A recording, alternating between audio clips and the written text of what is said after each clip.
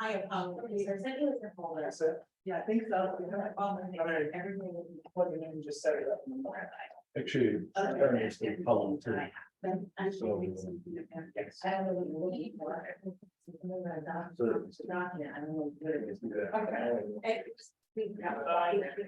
That's all. I'll set it up. yeah. No, it's like, remember the backyard. Yeah. There's more than 2 documents. And you're sorry, and you're gonna. No, I won't go to tree. It's fine. I never come. Yeah, we will have a long winter. They push out of my. Yeah, snow.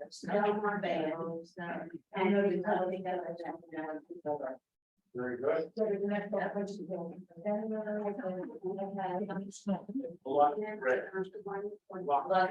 Yeah, it's a whole. Still better than snow. Yeah, that's right. No, that's right. No, that's what. I guess for me, we're fish. I just want to make sure people can get the angle. Yeah. Yes. I said. Yeah.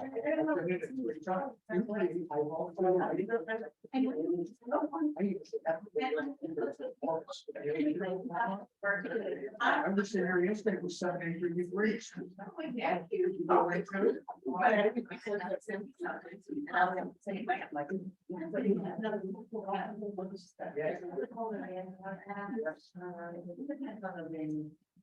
I can't remember what it's on. I don't read the flag that was 23. Oh, that was very nice to you. So yeah, just so you, just as we're very little communication on this, so I had a negative level, but the word to be also passed. I see you have a new director for the tree and the. Yeah. Christian? Yeah, that was I. And why did the other gentleman leave? And so as we have this, together that I work. Oh, And that is already in vision. oh, okay. Stepped on that. Okay. Yeah, I think you've been trying to work on that. I'm not ready to. So, you know, it's a fresh shot, it's nice.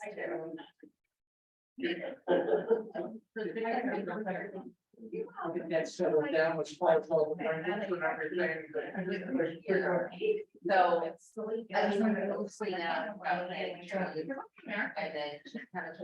Where it comes to trees. Fine, just like I feel in space. I'll get it out here. That I figured out a tree. Nothing is planted, so then that goes back in. That's right. There's a lot more. Okay, let me send it. Okay. They small for a while, but.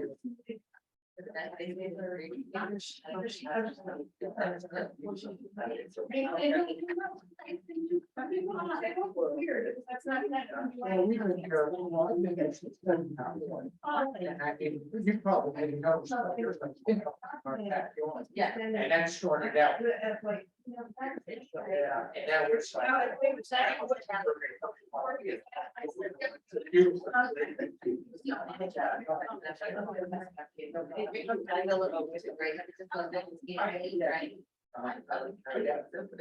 Yeah, you're slow growth. So. Hey, Erica. Okay.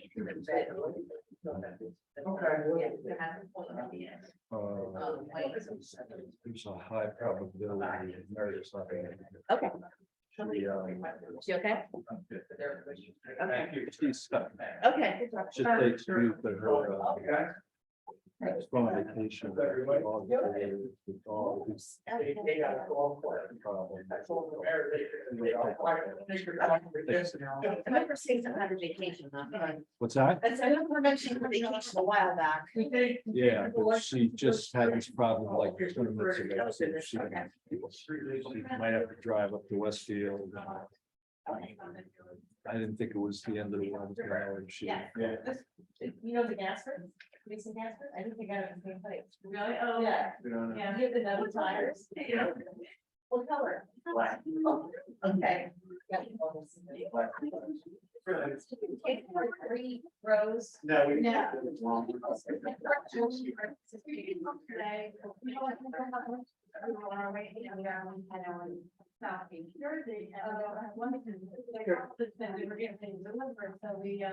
We headed home, so it's already been, already now, you know, it's already been pouring. I thought, I just want to shoot you, I thought it was, had about something. Parts, just the way they roll. Yeah. Baby. Oh, can you stop? Yeah, yeah, right on. Yeah, you know, that probably makes sense to take those 22s off. Yeah, we. Yeah, but I didn't even think, but I honestly didn't even see that. And I apologize to Eric, because I just looked at it real quick to see, for now, sex, but like, this seems old, and I didn't even, on that, so. The website will take it off for you, for us. we just- Yeah, makes sense.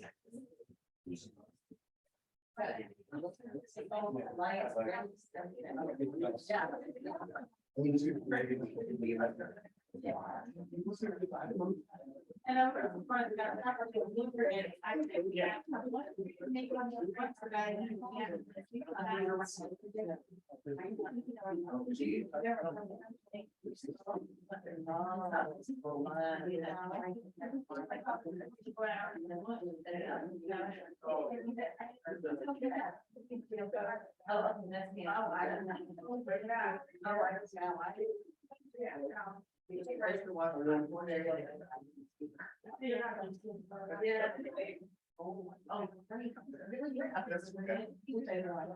So out there twice yesterday.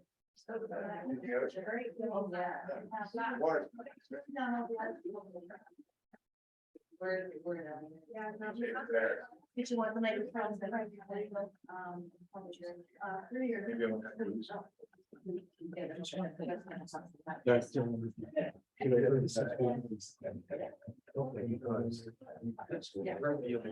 Yes. Funny, it's an update. Have it press, button. Two. Or- Ocean two, so we're zero. I just leave it as I'm standing. It's just easier. It's not very.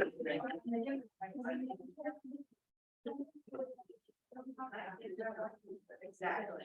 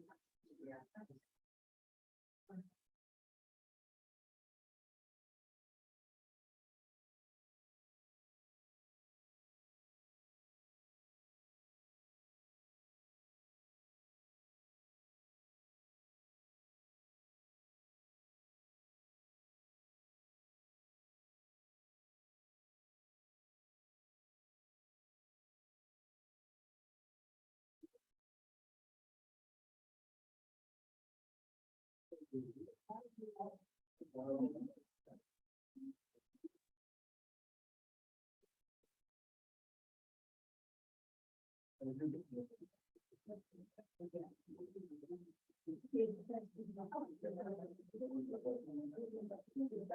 question about the performance.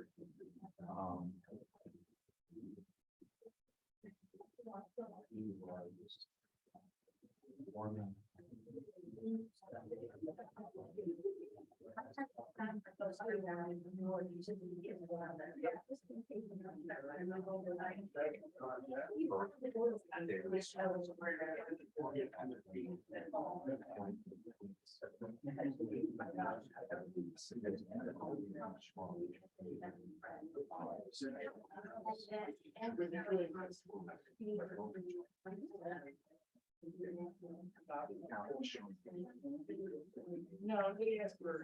Oh,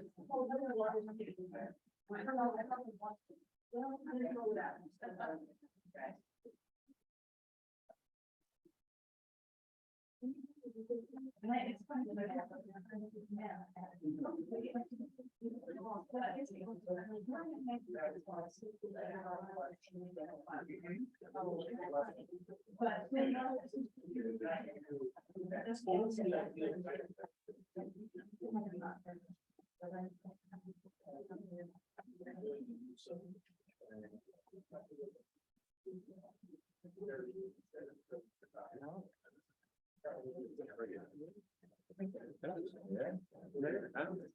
Let's begin. Okay, we can begin. Begin, please. Pledge of allegiance. Pledge of allegiance to the flag. Stands one nation under God, indivisible, with liberty and justice for all. I wish to announce that the 48-hour notice is required under the Open Public Meetings Act was emailed to the Asbury Park Press, the Co-Star, and the New Co-Star on December the 13th of 2022, that a copy has been placed on the bulletin board in the borough office and that a copy has been filed with the borough clerk. As a courtesy to the public, this meeting may be attended via Zoom. If for any reason the Zoom portion of this meeting fails or is disconnected, the in-person meeting will continue and action can and will be taken, providing there is a quorum available. Mr. Marco? Absent. Mr. Noble? Here. Mr. Gubatose? Here. Mr. Weber? Here. Mayor Fox? Here, Council President DeMarco had a late breaking home emergency, nothing critical, but she may or may not join us, but she had something that just came on 20 minutes before the meeting. Good evening, everybody. Welcome to our 13th meeting of the year. I've said in all meetings thus far, we may disagree on things during these meetings, but we should also all be constructive and not disagreeable. Ask everybody to gauge their tone in these meetings. We're all neighbors, and also the council has some rules of engagement that hopefully we'll try to follow. I want to make one quick special announcement for those who might get on and off the Zoom, and that is we made a decision to shift the King Lear performance that was supposed to be Friday, Saturday on the promenade to the firehouse for two reasons. The weather situation primarily around rain and thunderstorms, and also the temperature, which isn't as bad as last year. For those who remember, last year it was about 95 degrees for those 2 or 3 days, so we've shifted to the firehouse. So we're trying to make the appropriate changes and announcements on the website, Facebook, etc. But that's just so late breaking. I'll mention it again at the end of the meeting for those, as much information as we can get out on that would be appropriate. The first thing that we have a lot to cover tonight, but I think we get through it pretty well. The first thing we have to cover is it's a grant application public hearing for improvements to our recreation center park. I think Ben Matlack's here, our CME representative. He's going to present that for us. So Ben, take it away. Thank you, Mayor. Give me 1 second.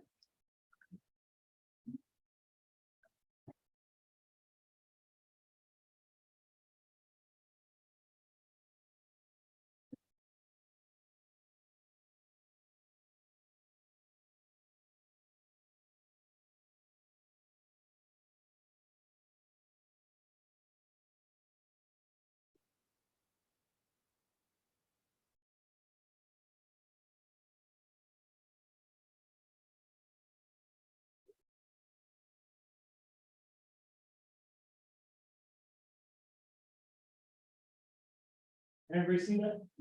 Okay, cool. Thank you. So we're here to talk about a Monmouth County Municipal Park Improvement Grant. This is a brand new grant program being offered by Monmouth County. It's almost identical to the Monmouth County Open Space Grant Program, which is a maximum $250,000 grant. The difference here is that this is a maximum $500,000 grant. It's a matching grant 1-to-1. Applications are due the 13th, which is tomorrow. So it's very good that we're able to fit this in. The grant requires a public hearing, requires a supporting resolution by the governing body, which was already passed at the June meeting. It's for improvements to the recreation center park.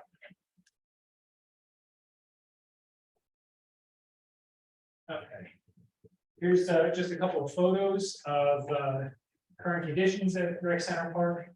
The fact that it was raining helps our application. You can see the courts are in need of repair. You have some tripping hazards in some of the walkway areas, and there are other improvements that are needed, such as upgrading some of the amenities, the fencing, and some trees that have outgrown their space. So our proposed the eligible activities for this grant program are park, recreation, open space purposes, new facilities or renovation of existing facilities, and then not applicable to this project, but something the council may want to note and keep in mind for the future, because it's a new grant program, dredging to improve access to recreation areas, potentially for any lake improvements in the future.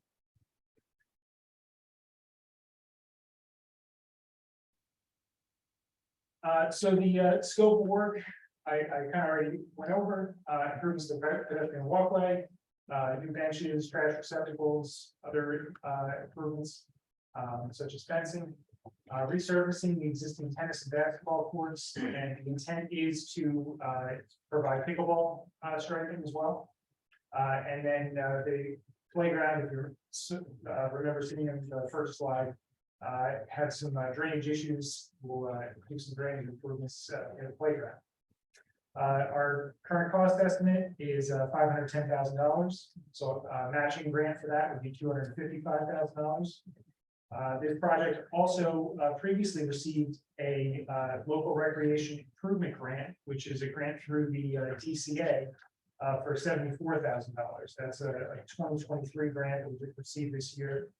So we're hoping to add to that with an additional grant.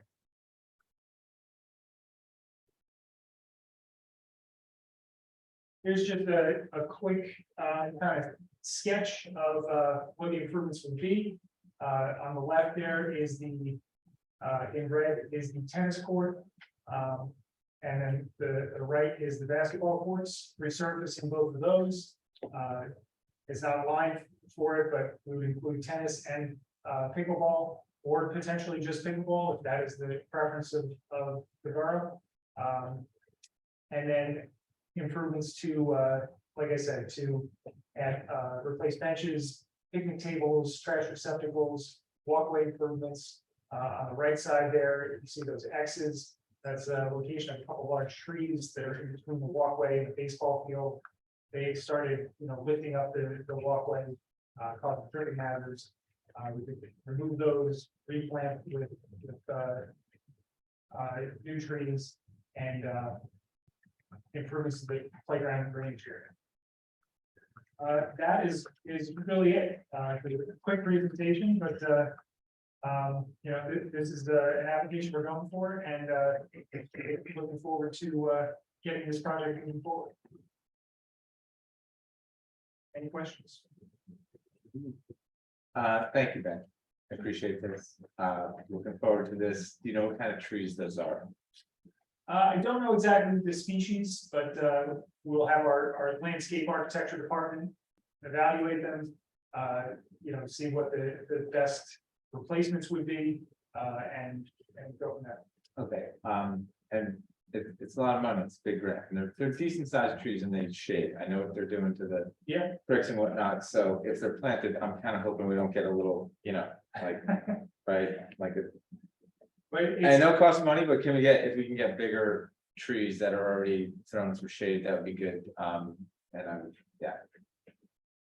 Because this is used by the school and, it'd be greatly improved. It might be used more, and if it's just sunny and hot and there's no shade, that would be bad. that is definitely something to take into consideration. And if there's anything we can do to save the trees, we will look into that as well. Once we get actually into a design, that's something that we'll certainly. That would be a first choice, of course. Sure. Any questions, by? Yeah. So Ben, yes, thank you for this presentation. You mentioned the total project cost would be $490. It's matching grants, so we'd be applying for a grant of half that, $245. 510 is the estimate. I'm sorry, $510. Yes. To be 255. Yes. How does the 74,000 earlier grant fit into that? Is that just additional dollars we'd have to spend, or is that also matching? I believe that would count towards the matching portion of the municipal portion of the grant. The county provides, a one-to-one match. I don't think it has to be 100% municipal dollars. If you have additional money from other sources, you can use that. And the application itself asks, what other sources of grant funds are being used for this project. So that's already in the application, so the county is aware. I don't know when we ultimately decide on pickleball versus tennis, but I'd love to get feedback from residents. I don't play either. But I have family members and I have friends in town who have found, pickleball fanaticism, and I don't know how often our tennis courts are used. I don't know how many tennis players utilize these courts versus, whatever clubs they might belong to. So I'd love to get some information as to like prevalence of the respective sports. My sense of it is pickleball's skyrocketing and perhaps tennis is waning a little bit. The other thing is, you didn't mention anything about the actual playground equipment. Has there been any assessment done? I mean, I was just there this past weekend with a few of my grandchildren. One thing I noticed was most of the equipment that we have is, I would say, for older children. You notice that when you're chasing around a little 3-year-old who's trying to climb on things that you're afraid they're gonna break their neck on. So is there an assessment of the existing equipment just in terms of its own current condition, as well as could there be any consideration given to expanding the equipment, perhaps to have a smaller area for smaller children? Sure, so the application or, the initial discussion that I had about this project probably over a year ago, where the replacing the playground equipment wasn't included. It's certainly something we can do. And you definitely can get equipment that is suited for younger children, 2 to 5 year olds and 5 to 12, or whatever the age ranges are. That's definitely something that can be done. And again, this is just me throwing out ideas because especially if we have this other $74,000, whether we either apply it to our side of the matching or whether we have that as additional cash, CACHE, to put towards some potential equipment expansion. I don't know what the answer would be, but I'm thinking if we're doing this, we should probably consider, all options before we finalize. So how does any additional consideration the council wants to give this fit into your planning in terms of grant applications, grant awards, so forth? So I think we're submitting the application tomorrow. And the application's already prepared and pretty much finalized. We just need to submit it after this meeting. And if we want to add to it, I don't see why we can't. If we want to, ask for or include replacing the playground equipment, replacing the, you have mulch there, if you wanted to go rubber safety surface or just mulch, whatever the case may be, we can. I don't see any reason why we couldn't do that. But we replaced the playground equipment up at the beach and it was $100,000. So how does that fit into you got plans for all that $510,000, correct? Well, if we could ask for an additional increase in grant. So you said that the matching is up to 500. The match is up to 500, which would be $1 million project. Okay. So if we ask for 600, or if we say that the project is 600, we could ask for 3. Do we still get it if we're increasing the amount? I mean, is this like an automatic? It's whatever you ask for, and then in addition to that, when it actually comes time to utilize the grant, if you say it's going to cost 600 and it only costs you 500, you're only going to get reimbursed for the 250. So you can you want to ask for as much as you can up front. I would be in favor of asking for some young child kind of stuff, but keeping the playground equipment we have if it's still good. So If I can just explain, I've had a couple of discussions with the grant administrator on this project.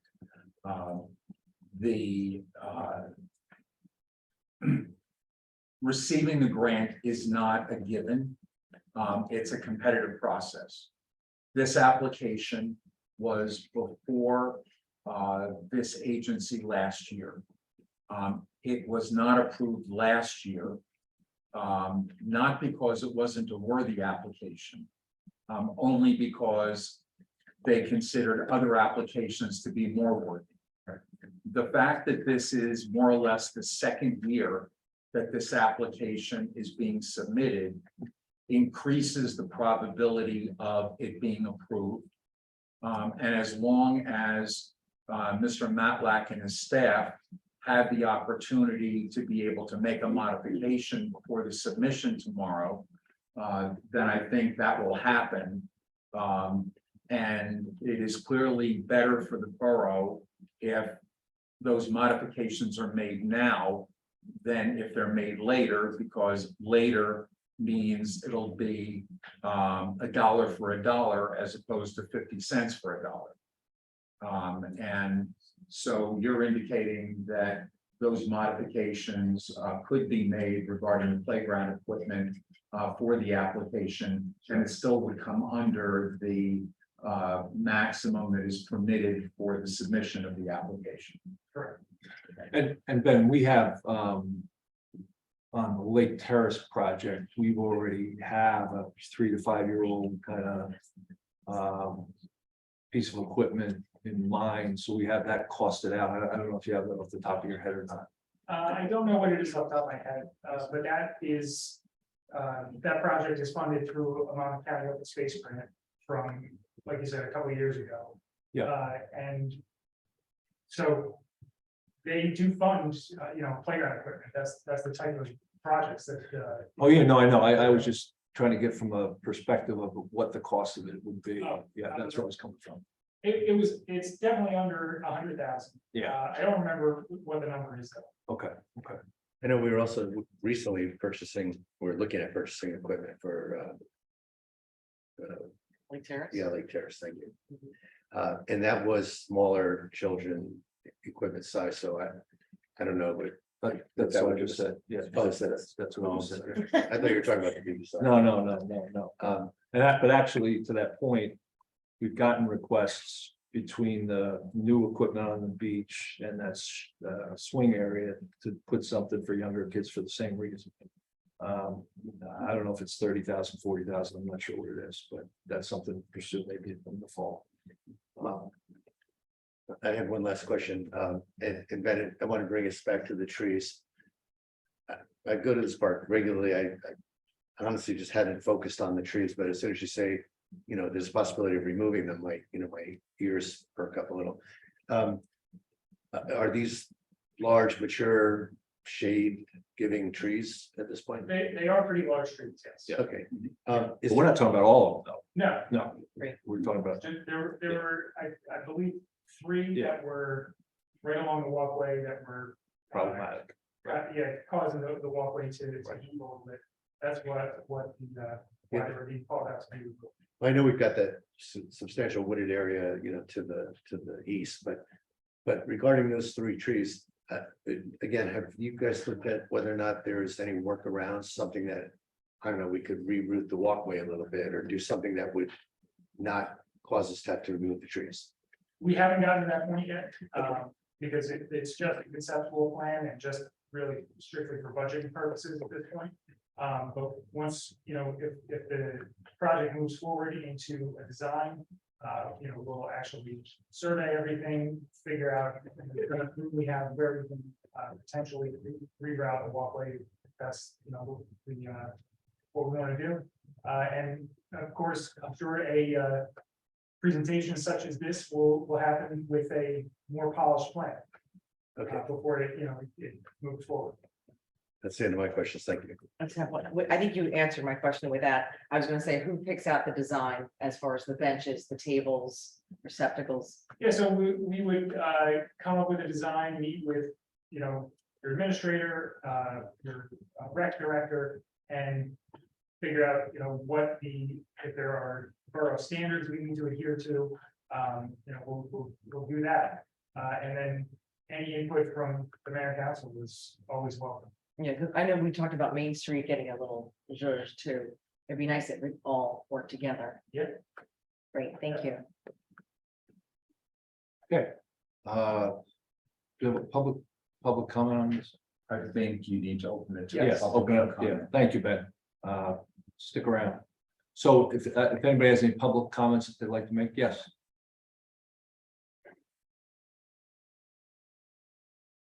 Tracy Davidson, from your fourth floor. The playground equipment will be ADA compliant. It would be okay. Yes.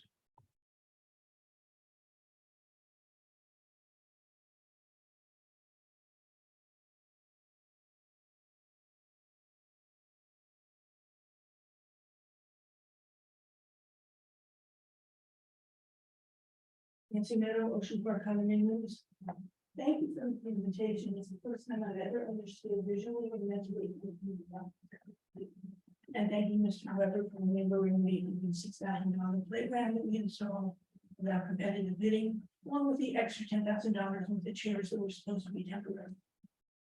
Which gets me to, it makes me very nervous to say that our BA and rec director would do the aesthetics. Aesthetics are very personal, they can never be agreed on, but we've had employees and select residents that repeat process that don't seem to be aligned with the taxpayers' vision for our town. In addition, I have a problem with doing this tonight and submitting it tomorrow.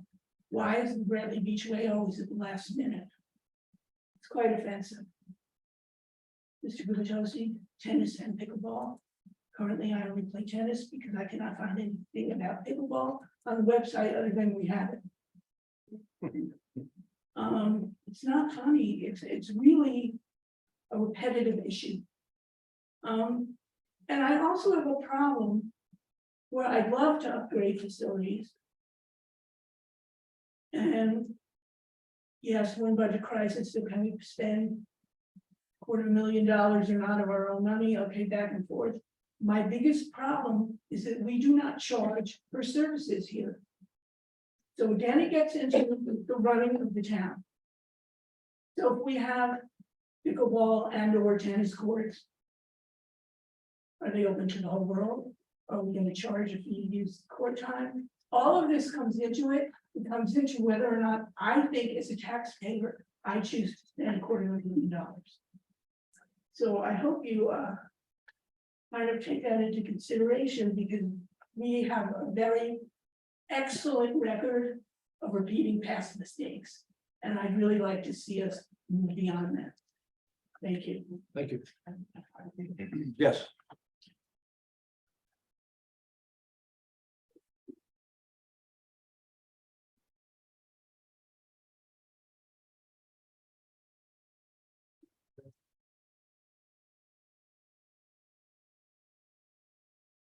Hi, Brigitte McGuire, 610 Brinley Ave. I remember the last playground, the beachfront playground, I had mentioned the foundation where angels play.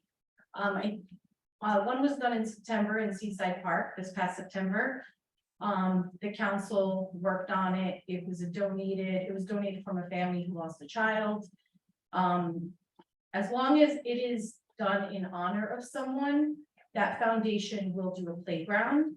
So instead of us looking for so much grant money and having to match it, maybe we can look for ways to just replace equipment like Seaside Park did and just pay and do it in honor of someone and have this foundation do it. So if someone can please look into that foundation, because I think we could do it at a much lower cost.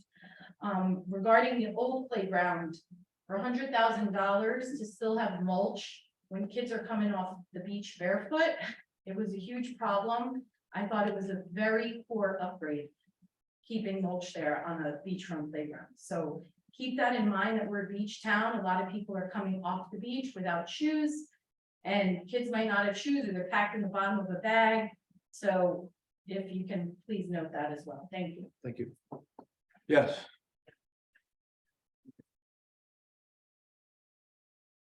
I'm Linda Duggan, 312 Brindley.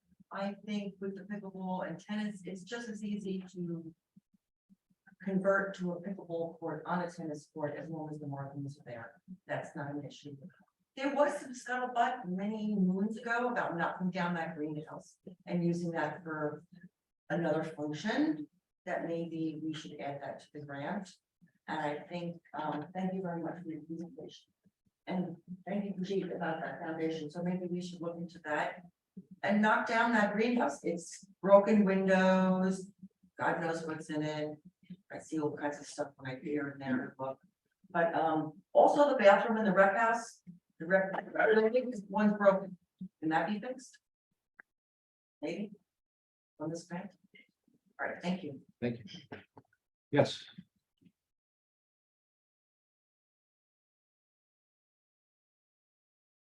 Donna Greenblatt Channel 414 Monmouth Avenue. I also feel it's a challenge to have this addressed to council in a public meeting the night before it's submitted. It just makes it very difficult. couple things. In terms of the trees, if these are healthy trees, we should do our best not to remove them and to work around them. And furthermore, if they do need to be removed, we have a shade tree commission and guidelines. So as John had mentioned, you know, we have to make sure that, you know, the requisite number of trees replace whatever large trees are removed. But if these are healthy trees, it would be a shame, given our low tree inventory, to remove perfectly fine trees, especially in a park. Trees and park go together. So for the sake of, for the sake of the walkway, I think it's more important to try and do, you know, a walk around. I'm sure that something like that can be done, and I think, you know, that's important. Do we know that, I think we ought to be strategic if we're going to spend any money on the space. So I think it's great to consider the tennis courts as pickleball courts, if that's something that the community responds to instead of tennis, whatever. In terms of the basketball courts, talk about resurfacing. I don't know if the equipment needs to be replaced at all. Are the basketball courts used for basketball? Are they just used for hanging out? I don't- They're used extensively. I'm sorry, They're used extensively. for basketball? Yes. Okay, so that's great. So that the question is, do the hoops and the posts and all of that need to be replaced or upgraded in any way? So that's another thing to take a look at. I also would bring up the same thing about the greenhouse, which sits there not only like an eyesore, but a danger. I know there was a lot of community discussion about Bradley Beach having a dog park. I think that's something to consider in this space. In the space where the greenhouse is, or on this space. I don't know what the insurance issues are with it. There could very well be a plan that's considered where people pay a fee to use the space. That fee goes toward certain kind of coverage, that there are volunteers in the, there are other communities that have dog parks where there's a sense of responsibility with proper signage. You know, I don't think we're going to be sacrificing any of our oceanfront for a dog park, but this is definitely a dog community. And if that's something that the community feels strongly about, I think that's something to consider as we're looking at spending money on this property. So that's really what I have to say. Thank you. Thank you. Yes.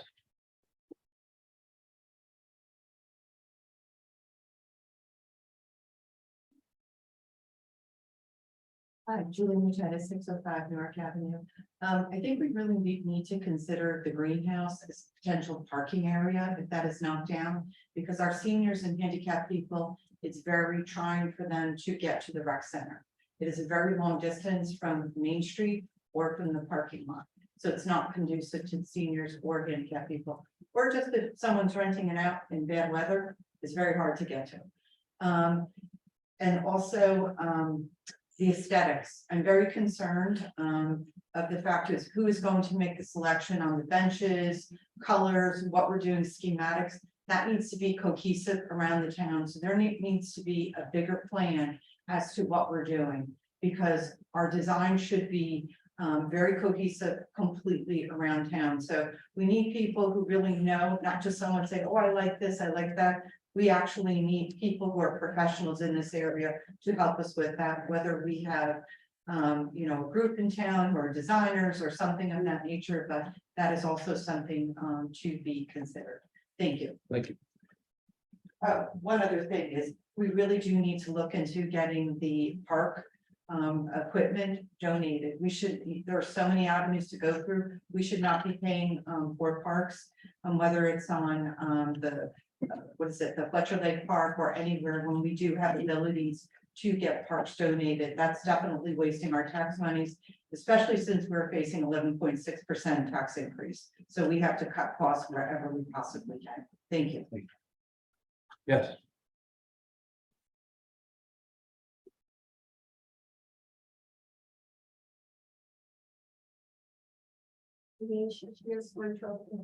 Just a question about the tennis courts and these facilities.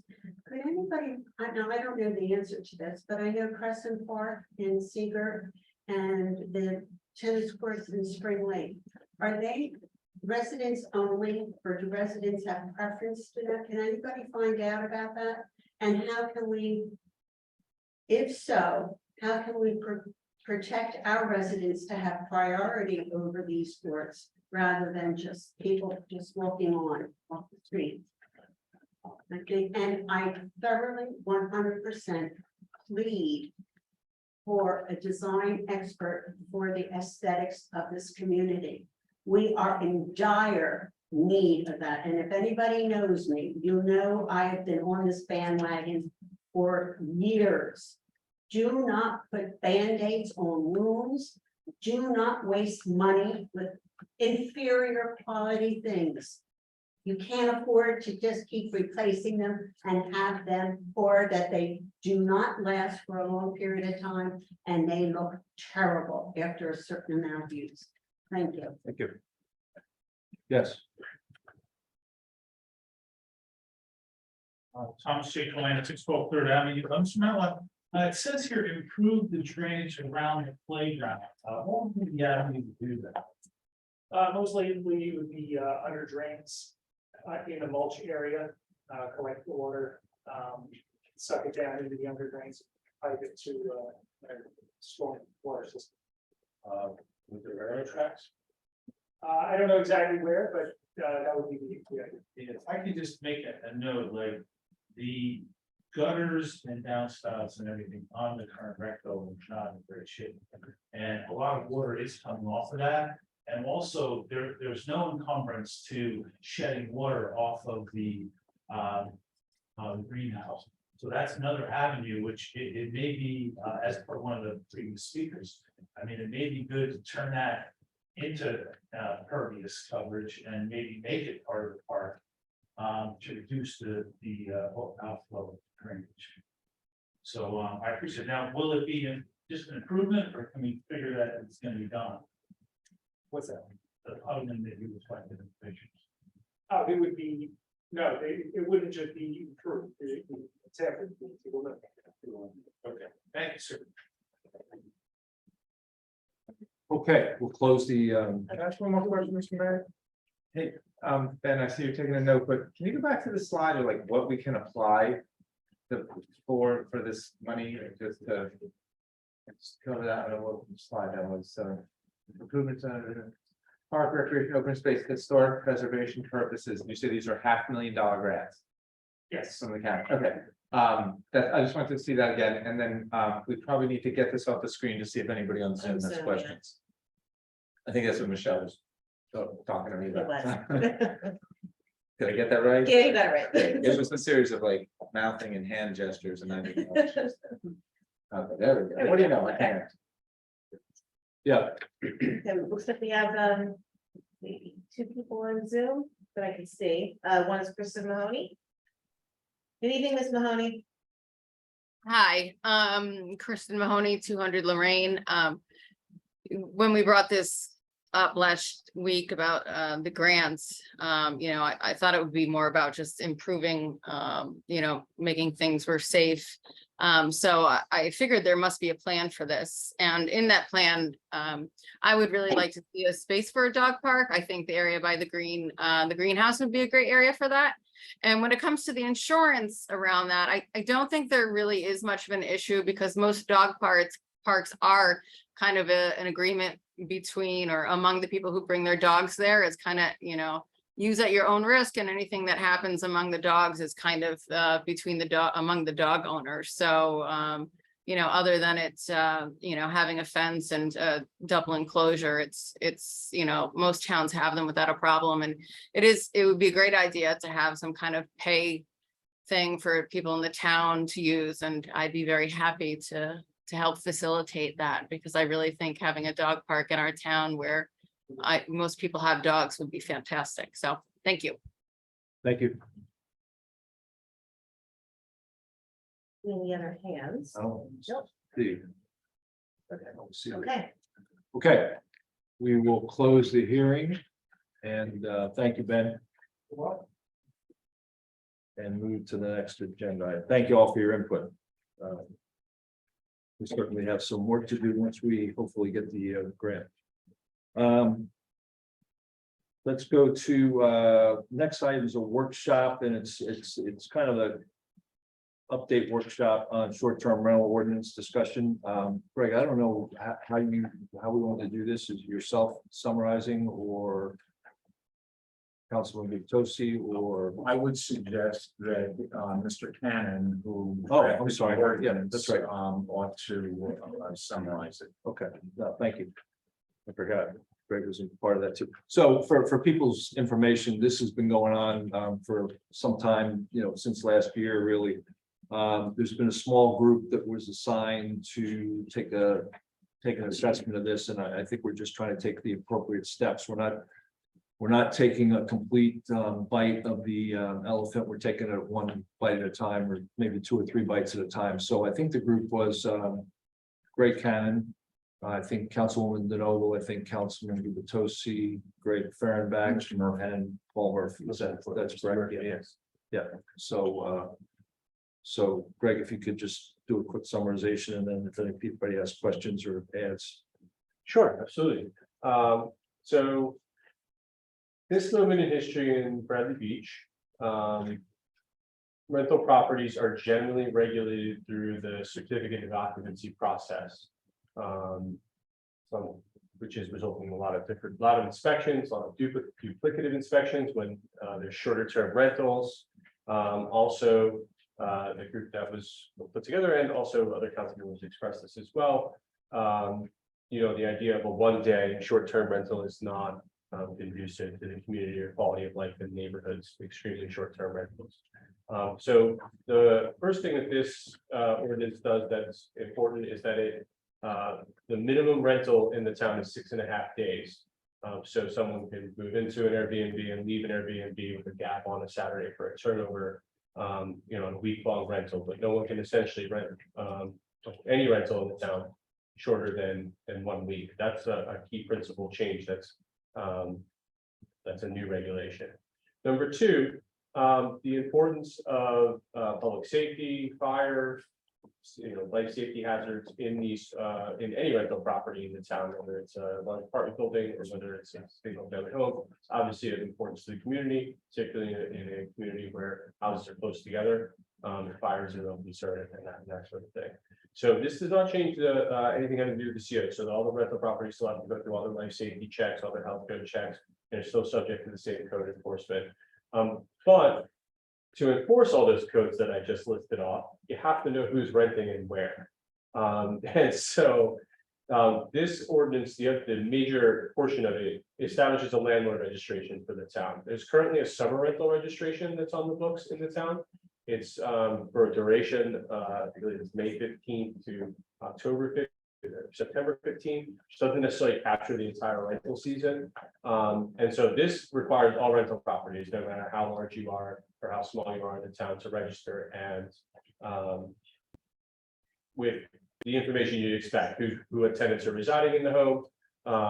You have to comply with all the other codes that I mentioned to get the registration. An important aspect of this that is not included in the ordinance that I would add to for the public's benefit and for the council members who are on the committee's benefit is, if you're a residential landlord in New Jersey, and your municipality has a landlord registration, if your tenant doesn't pay and you go to evict them, the landlord registration is required through the landlord tenant court. And so this is dovetails with state law, and really helps compliance, particularly with rental properties where eviction may be an issue. Other than that, it essentially summer shares are still outlawed in Bradley Beach. We kept that provision from the old summer rental ordinance. And we essentially expanded the summer rental and everything that's applying now to be a full year so that we know where all the landlords are in the town. And I don't want to speak too much for Mr. Burke because he has his own job here as a code enforcer, but a lot of our committee meetings revolved around Mr. Murphy's ability to get his hands around where these rentals are and making sure that they're complying with all the rules and the function. Frankly, not disrupting the permanent residents' quality of life in the neighborhoods. That's the ultimate goal of this. Mr. Murphy wants to start here on landlord registration, get the database going. I'll let perhaps the council people talk about some of the ideas they had to expand on this in the next policy going forward in terms of actually going out and having a search for on online websites. for short-term rentals that may not be picked and compare against the registration. That was one of the ideas mentioned. I don't want to take too many other people's thunder who did more than just write it like me. But in any event, this establishes a landlord registration in town that will help the town get a handle on rental properties in the town through something that's through a process that is not as onerous as the CO inspection that may cross different departments and things. So it's very much an organizational tool for Mr. Murphy's office in the first instance to increase enforcement. And then number two, as this goes forward, I think there's plans to expand upon that even further to address any continuing issue that this net doesn't catch, kind of make the street a little smaller. So I believe that's everything. I'll turn it back over to the mayor, and I don't know if anyone's going to stop. Thank you. I don't have any questions. I don't. If you have any additional comments. The council members. Yeah. Okay, so number one, this has been a long time in coming, that a lot of our residents have been asking. Probably for a couple of years off and on, and certainly, I think things heated up 6 or so months ago. There's been a lot of legwork put into this draft of the short-term rental ordinance. And I think for the most part, it's a really good start. Because as Mr. Cannon mentioned, we do have a minimum stay requirement, which I think is critical. There are a couple of things that I personally would like to see, and I don't think these are particularly difficult to track, that I would like to see added to the registration process. And there's a lot already captured, the names of the tenants, the assurance that the landlord maintains on the building and so forth. But I just like to mention for the council's benefit and for our residents' benefit, I would also like to see us track maximum occupancy. There are times where it's not often, but there are times where you get the kind of frat house mentality where people pile into a unit, 1 or 2 units that are much smaller than the occupants. And I know there's a plan to collect the floor plan information from which we can determine maximum occupancy. Yeah, there's been a little back and forth. I think Mr. Murphy is in favor of having a process, but he also does acknowledge that there are some challenges with tracking the maximum occupancy as part of the registration. So I don't know what the solution is. Mr. Barenbeck, I'm looking at you because you've been in some of these conversations. I don't know what the solution is, but I can't imagine it's particularly difficult. If we have a floor plan and if we know what rooms are kitchens and bathrooms and bedrooms, that we could establish 6 or 8 as part of the registration. And once that occurs, I would think more or less that number would not change year to year, unless of course there was a renovation to the building. So I don't know if you'd like to respond to that. I think during the committee discussion we had on this, that there were a couple of factors. One was that it requires the identification by name of the occupants of the building. So at the time that the application is made for the rental, one knows the number and one knows the names. In the event there is then something that goes wrong at the property, and there are parties present living in the unit that are not part of it, it then becomes the subject of the issuance of either a violation notice or a subsequent summons in accordance with the general municipal regulations. The floor plan provides certain limits, but we're also operating under a state housing code. And the state housing code provides what I consider to be rather broad limits on the square footage requirements. And I'm not aware that the municipality has an ability to be able to exceed those state standards. But it struck me following the discussion that we had, that I thought at least initially, Mr. Murphy believed that he had sufficient information and sufficient data to be able to deal with the concern that only 12 or 13 people are supposed to be in the building, but it ends up having 25. Something that's excessive, he would be able to deal with. What I heard basically was that it may be a little more difficult if you're dealing with the fact that there are 12 named and now there's a 13th. So excessive violations, I believe, can be controlled under the existing plan that we have prepared. And it seems to me that that probably ought to be tested and determined as to whether or not it is adequate or not.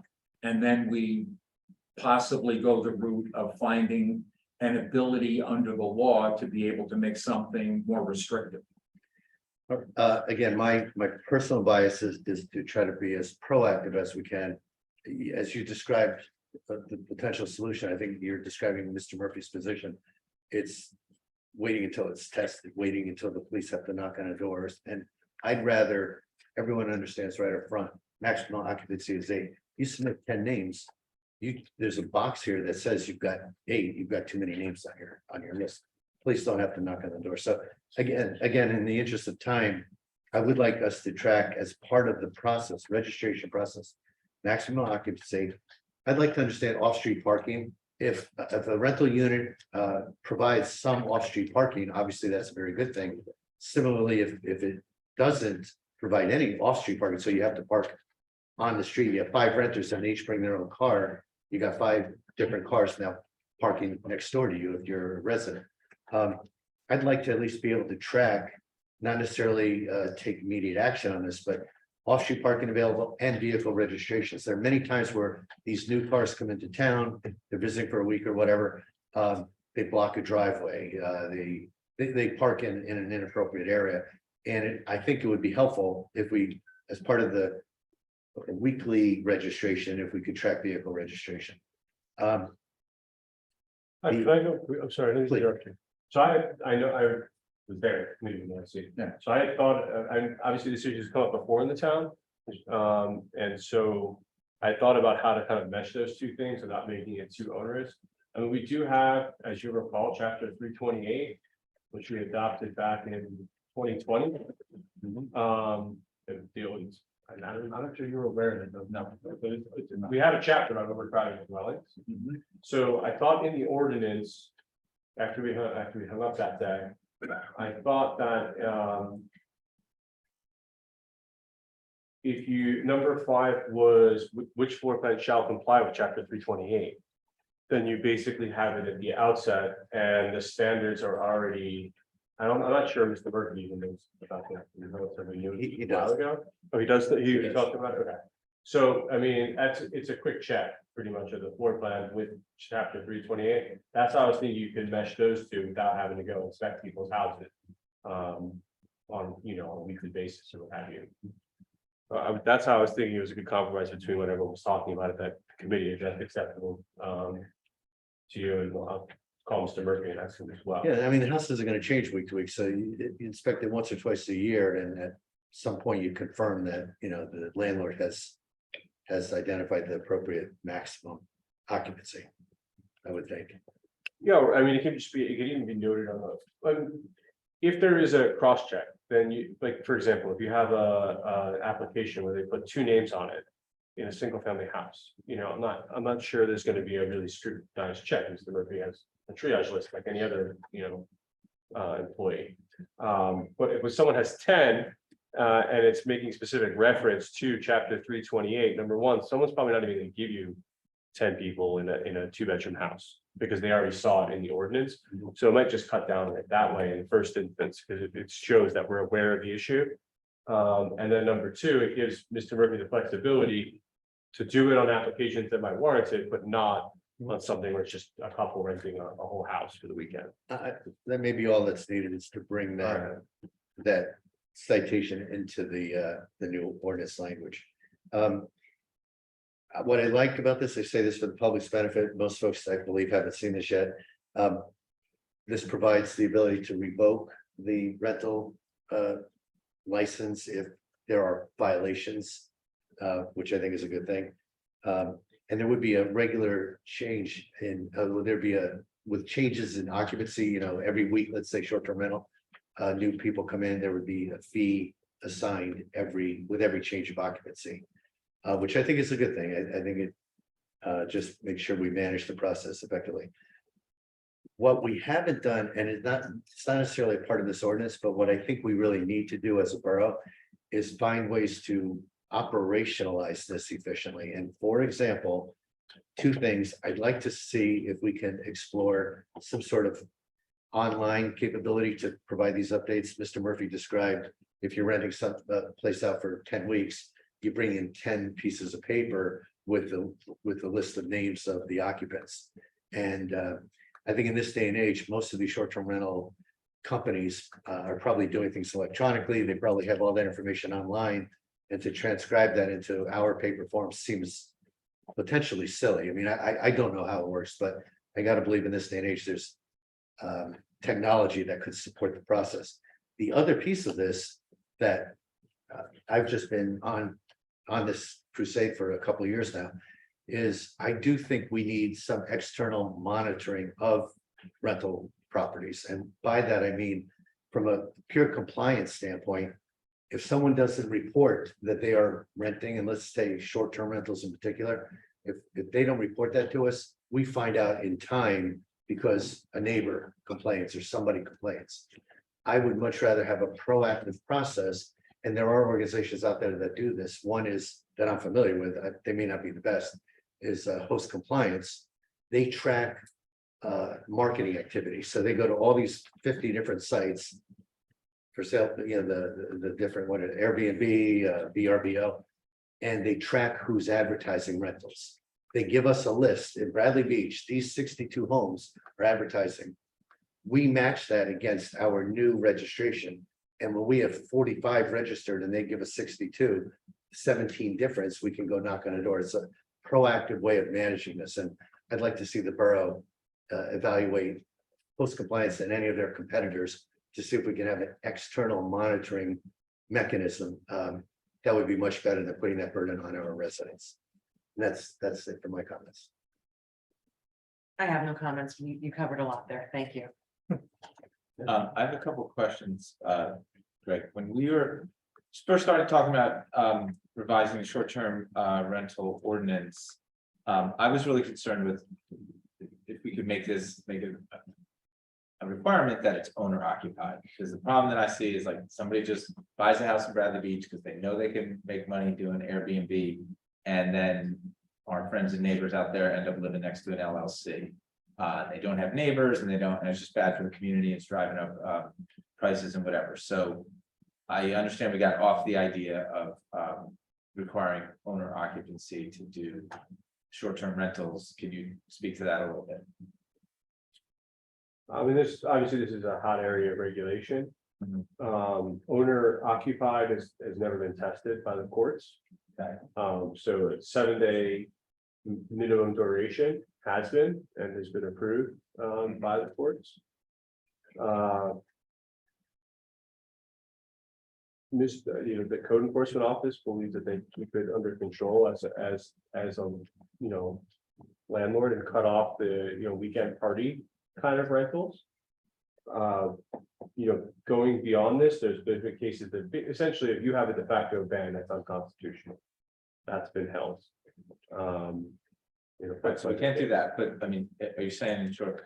The answer is I don't know if you can do the owner occupied or not. It seems very restrictive for a beach town and a resort community. We might get sued and it's not been tested, so we don't want to test it.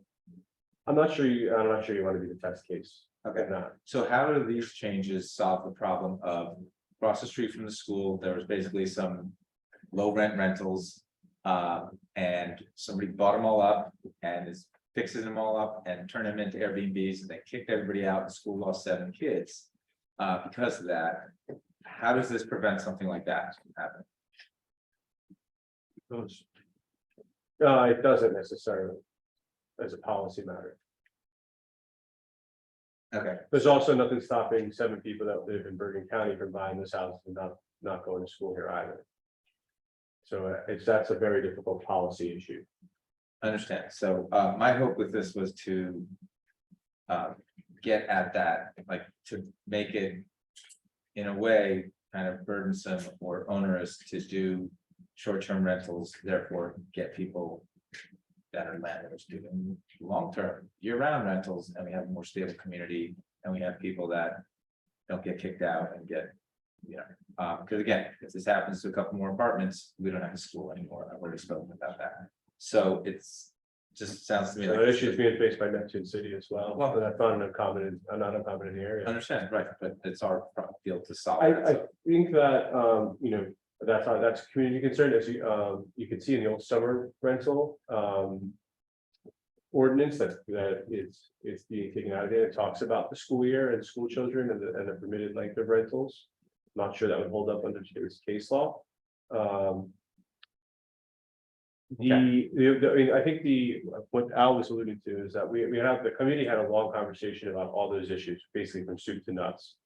But in order to get a handle on even what the data is to figure out what is warranted, you know, like if you found out that 10 or 15% of the houses in the town were doing this, you might want to risk taking some sort of owner occupied ban, you know, but I think in order to make that decision as to risk or pushing the envelope on those kind of policies, you really have to know how we're doing it to begin with. And I think at this moment in history, Paul can only give you his best guess. So I mean, Paul, you know, like again, I don't want to speak for Mr. Murphy, he's not here, I think people do that to me. But what I took away from his presentation to the committee was that I hear you on all those issues, but I need to get my hands around how many people are here to, you know, the baseline data for it. So I'm not saying no and precluding that, you know, conversation with you. I just think that until you get them all on a list and figure out what's going on in what neighborhood, it's hard to address. You make a good crazy case for registration. One last thing, you said the minimum 6.5 days. That doesn't make any sense to me. I don't know why you wouldn't just say 7 nights. I understand there has to be a time. Nobody rents for truly 7 days. It's like 4 hours short of that or whatever. People gotta get out and cleaning crews have to come in or whatever. But you don't rent a hotel room or an Airbnb or VRBO or whatever for a day. You rent it for the night. So why don't we just say 7 nights? So 7 nights, you stay in a hotel by the night. And we do not have the authority to regulate hotels. So we can't even use that word. I just, you know, I thought it was safer. Look, the case law says 7 days. Is okay, a week is okay. So I just put it, I had this discussion with the committee, they said the exact same thing. Why can't we say 6 days, 7 nights? It's because I think it's easier for Paul to enforce if it's just a deadline. Versus, you know. Okay. Nights, days, that sort of thing. So 156 hours isn't arguable. That's why I put it that way. I just want to add one more thing too. We did a lot of research and we compared very similar towns to what we are like. And this is how we came up with these ideas. And I want to thank everybody for their hard work. Paul Murphy, Craig Cannon, Craig Birnbaugh, Councilman Gubitosi. I think it's come a long way and I appreciate that. Thank you. Mr. Weber, just a couple of thoughts came to me as you said that. We talked about that owner occupied requirement. We also talked about at one point having more of a hotel taxing process. You can't do that. Well, some Airbnbs do that. That you can recover 8%, I believe, in New Jersey. Oh, I see. But anyway. Where we ended up on a few of those slots is one will do up to no more than 2 inspections a year, unless there's some obvious violation. Whereas right now, as our ordinances read, with every change of occupancy, you're supposed to have a new inspection, which we don't do and people don't report often anyway. But Mr. Weber, we also did say that we would retain the CO fee, the $125 fee, on a weekly basis. So if someone's renting weekly, changing occupancy weekly, so it might be, that's a burden on that business. Again, I'm sure a lot of people can, do well financially, but at least it's trying to put some parameters around managing the business. Thank you all. Okay, got time to take a couple of questions. Yes. Hi, Dr. Tom McGuire, 610 Brittany Avenue. I just had a few questions about, first, we talked a lot about enforcement and not Mr. what's his name? Mr. Murphy. What does that mean? It's not like the police. You can't go there and just say, hey, how many people do you have in there? Can he do that legally? Like, what's really enforcement? Is enforcement really just reactive complaint? Or does he actually have any ability to do anything? So if someone, let's say someone reports to him that there's a short-term rental going on in their neighborhood. Yeah. And he goes over there and they don't have a landlord registration certificate, that's a violation of the ordinance. Okay. And so, the idea is that, and you know. I live in a neighborhood too, I can tell you what group of people goes to church in my neighborhood or Yeah. temple in the neighborhood. Let alone, you know, I think that his idea is, people are gonna tell me where they are, and then if you give me the ability to make them register. Mhm. Outside the summer season all year long. Yeah. Then I'll eventually be able to gather them all through, you know, the people that are complying and the people who aren't. And I'm gonna find them. Okay, and I heard it mentioned also the landlord registration thing, and I heard a fee also about that too. So a landlord registration fee, does that mean it's for the summer or is that every single week? There's a landlord Annually. Annually, but I heard someone say something about the tenants having listed on there. So you have to file a new registration statement anytime there's a change of occupancy, but you don't have to pay $100 every single time. So, But you do have to pay the CO fee every single time, as Councilman Gubatose just said. okay, so there's a CO fee every single time, the landlord registration fee has to be once, but every time there's a turnover, so weekly, you have to give a list of those people that are gonna be there. Every time you're gonna change it over. Okay, and who's responsible for, say, someone forgets or a last minute change? I mean, I had Airbnbs, I stayed at Airbnbs and things change, like, and I plan things on a Thursday and leave Friday. So is that my responsibility to get that landlord registration fee on that Thursday night? It's on the owner, Is on the other. the ODS. Okay, So but yeah, when you that's get it. your Airbnb details for Bradley Beach, Yeah. it's gonna say whatever names you give, you know, And just like you get every, you know. Will it be an online form at least that we can keep, that we'll be able to use? I Because, believe that's Mr. Murphy's goal, to use GovPilot to be able to do it that way. okay, because that, I mean, it's just not possible for me, like, what if I'm not right, if I'm away, to give the form over to someone, so I'm just trying to. I think he was, I mean, it's definitely take it via email. I'm more positive that. Mr. Cannon, he and I discussed that, Mr. Murphy, and he is still of the mind that we would get paper forms that he would then load onto GovPilot. But I'd love to find an electronic way to submit Okay, the. yeah, I think before we enforce it, I really think that should be definite, like, we are an age that I can just sign up or something, you know, so we should be able to do that. And the other thing is, I know you said 6.5 days, right? So I'm just thinking out loud, Thursday to Friday, right? Is that what that is? That's 6.5 days, Saturday to Saturday. Saturday to Saturday? It could be any combination. Yeah, but Okay, yeah, I'm just trying to think. they, like, the same day. me, like having a rental, if I have a rental, like, could you in theory still have someone every Friday in there? Yes, Correct? Yes. Every Friday, right? that's why I want to go by nights, because it's. No, that's not my point. My point more is about, I know it's 70 minimum, but what if you have no input on Airbnb, what if that person won't pay for 4 days? But they kept it vacant. the other 3 days. So I just did an Airbnb in Right. Florida, Right. it's a 7-day minimum. And which is gorgeous, by the way, John. This town changed none of the landscape. It is not owner occupied. It was one of the most beautiful towns I've ever been to. It's stunning, so well kept.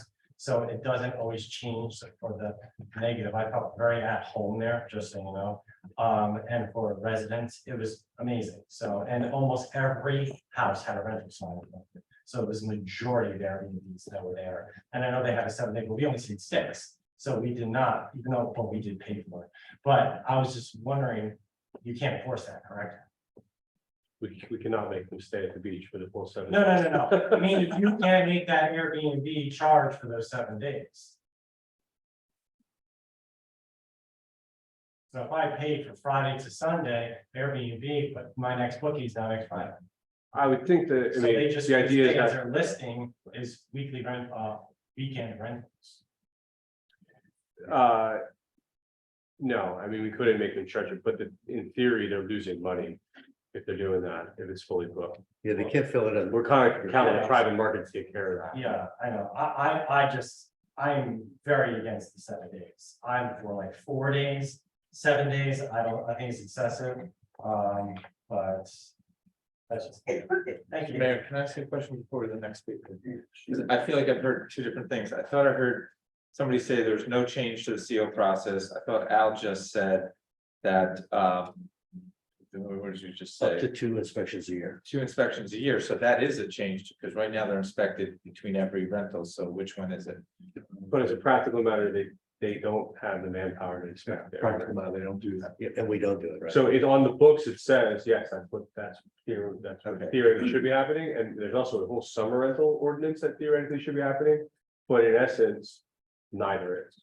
But don't we collect a fee for the CO, like a new CO? I believe we do. Yes. Okay, but we're not providing the service of an inspection. My understanding, and I know you haven't dug through it, yeah, they don't do it every time. Two a year, even if you're renting out like every single week of the year. We just want to make sure the heat is on in October. That's why they do the second one in the Okay. fall. Remember that twice a year is only non-life safety hazard places, so that's not any apartments, comment, that's gonna be inspected. So All the it's not time, like- multi-family. it's not right to say there's no change to the CO process. If I can just interject, Mr. Murphy also indicated that if there are any unusual circumstances that are taking place during that period, there will be additional inspections. The minimum number of inspections are 2 per year, but there can be and are currently more than 2 taking place per year when circumstances require that. And Greg, this is only for seasonal, 2 inspections a year. If Yes. you have an annual renter, there's Correct. just one when the person, a new person. When there's a moves change in. of occupancy. Yep. Yes. Thank you. Yes.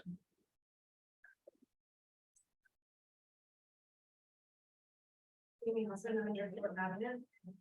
I think that I understand why we want to have this ordinance, but I think we need to find a balance between the restrictions that we want in the ordinances and to also think about the revenue that these short-term rentals do bring into the town. For every rental that comes in, we have people visiting our restaurants, we have people paying for beach badges, going to the beach. So I think we need to find a balance to do that in order to not cancel that out completely. And I know you had mentioned, Gregory, that we want to find out how many people or how many rentals are happening, and the point of that is to get on the list, but I would have to say, don't the CCOs now, currently in the process, give us that list of how many rentals the town is having? So I'd like to say, if the idea is that we want these landlords to have the registrations, I would assume that the people that aren't filling out the CCOs now are gonna be the same people that aren't filling out the registrations. So it's gonna be the same people that are not doing that. But I would assume that for the CCOs we have, we'd be able to get a baseline list of how many rentals the town has over the summer and compare that to the revenue that we think that we would lose by making these restrictions or these ordinances so strict that it eliminates rentals completely. I think you mentioned that the registration would be $100. Yes. Okay. Great, I'm sorry, wasn't it $50 at a sliding scale? No, it was $100 for the year for 4 or less units, Okay, and for 5 or more units, it was $20 per unit for the year. thank you.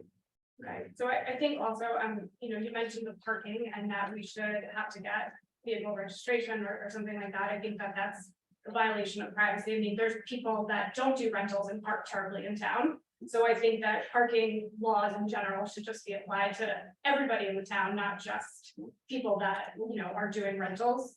I love the idea of the online CCOs and being able to the online CCOs, and also to have, if you wanted an external company to track that for the people that aren't filling out the CCOs. And I mentioned this before the last time we were talking about short-term rentals, but we are paying $125 for each CCO. And across the board, if I have 10 rentals, the amount of money that we're looking at, where supposedly 50 of each of those CCOs is going to a tourism fee, why can't that money be used towards making this to be available online, or to have that external company that you're talking about to do that? Because I think the majority of the people are following these forms and filling them out. I think also the types of sort of checking out that you want to do right now to book the schedule to have the inspection even happen is like 6 to 8 weeks out. So if we can't get someone to come and do the inspections, how are we gonna expect someone to go around and check up on who's there? Where is that coming into play? We have one person, it's 8 weeks to schedule that CCO. And before that, or to schedule that inspection, and before that inspection even happens, you have to fill out a form taking liability, saying that you agree that the smoke detectors work and all of that work in order to wait for that inspection. So I would say the inspection dates are Tuesdays and there's like a 2-hour window across the board. And I think we do have a lot of information based on the CCOs that are filled out of how many people are renting in the town. And I think we should actually be using that data to apply it to some of these things in the ordinances. We're trying to fix something and put restrictions on place, but I don't think we're using the data that we currently have to even make these, make these assessments and figure out what actually is happening in the town. Checking my notes. Would there be any restrictions on the type of landlords that would be able to fill out the registration? Like, could it be LLCs? Yes, So there's no- but you need a local representative. Okay, so you just need someone local in order to be contacted, but it could be an LLC. Yes, could be announced. Okay, thank you. Thank you. Yes.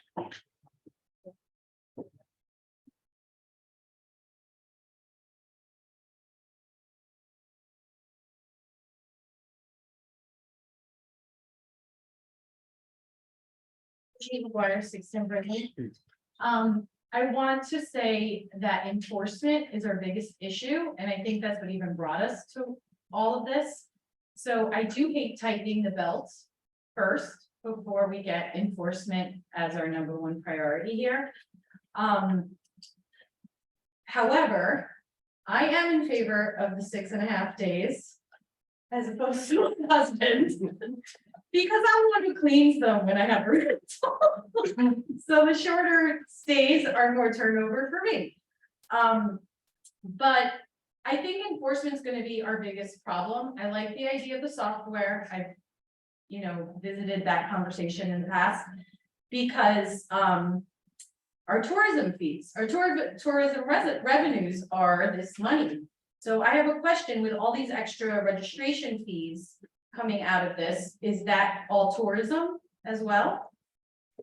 No, just and there's not a lot, there's not a tremendous amount of So revenue. only the 2 times a year COs or the 1 time a year CO is tourism money?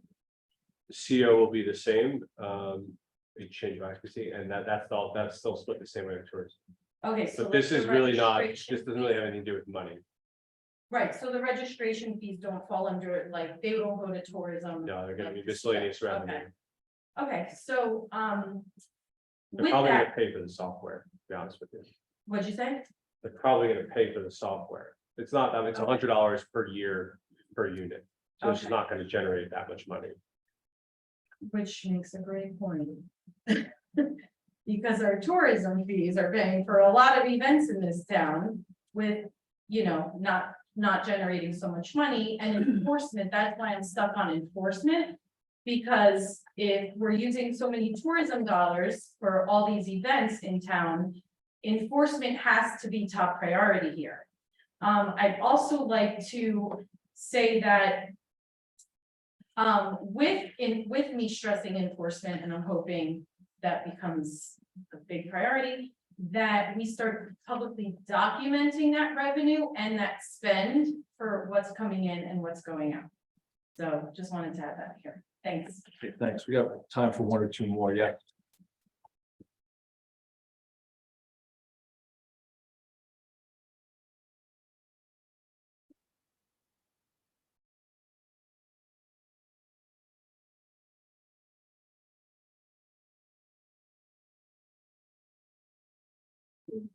Ocean Park condominiums.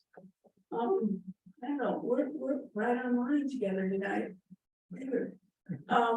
I brought up also the issue as to the owner of the property in previous discussions.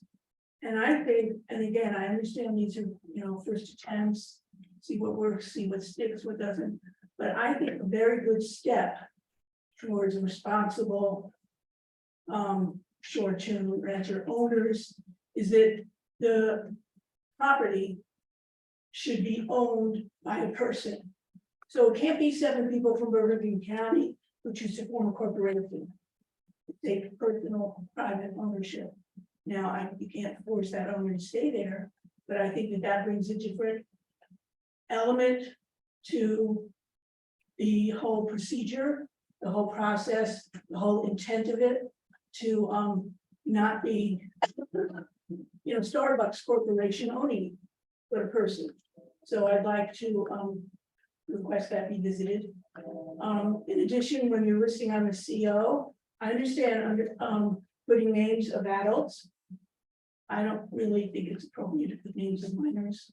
I can understand female minors or something like that, but I think it's very important to respect the right of privacy, which we know this town has a recurring problem of.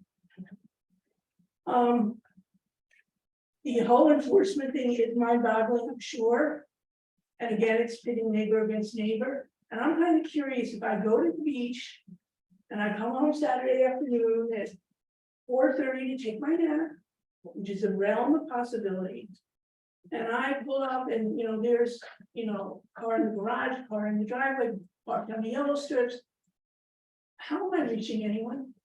Like, I don't imagine this man, whoever he is working 24/7. The portal where we used to be able to request, I called it a look-see. That's gone, thanks to our previous administrator. So I don't understand that logistics, because these people could be partying the whole weekend, especially this July 4th or Memorial Day, usually by Labor Day, they're at college. And Mr. Cannon, I know I'm not supposed to ask questions, even though he said ask questions.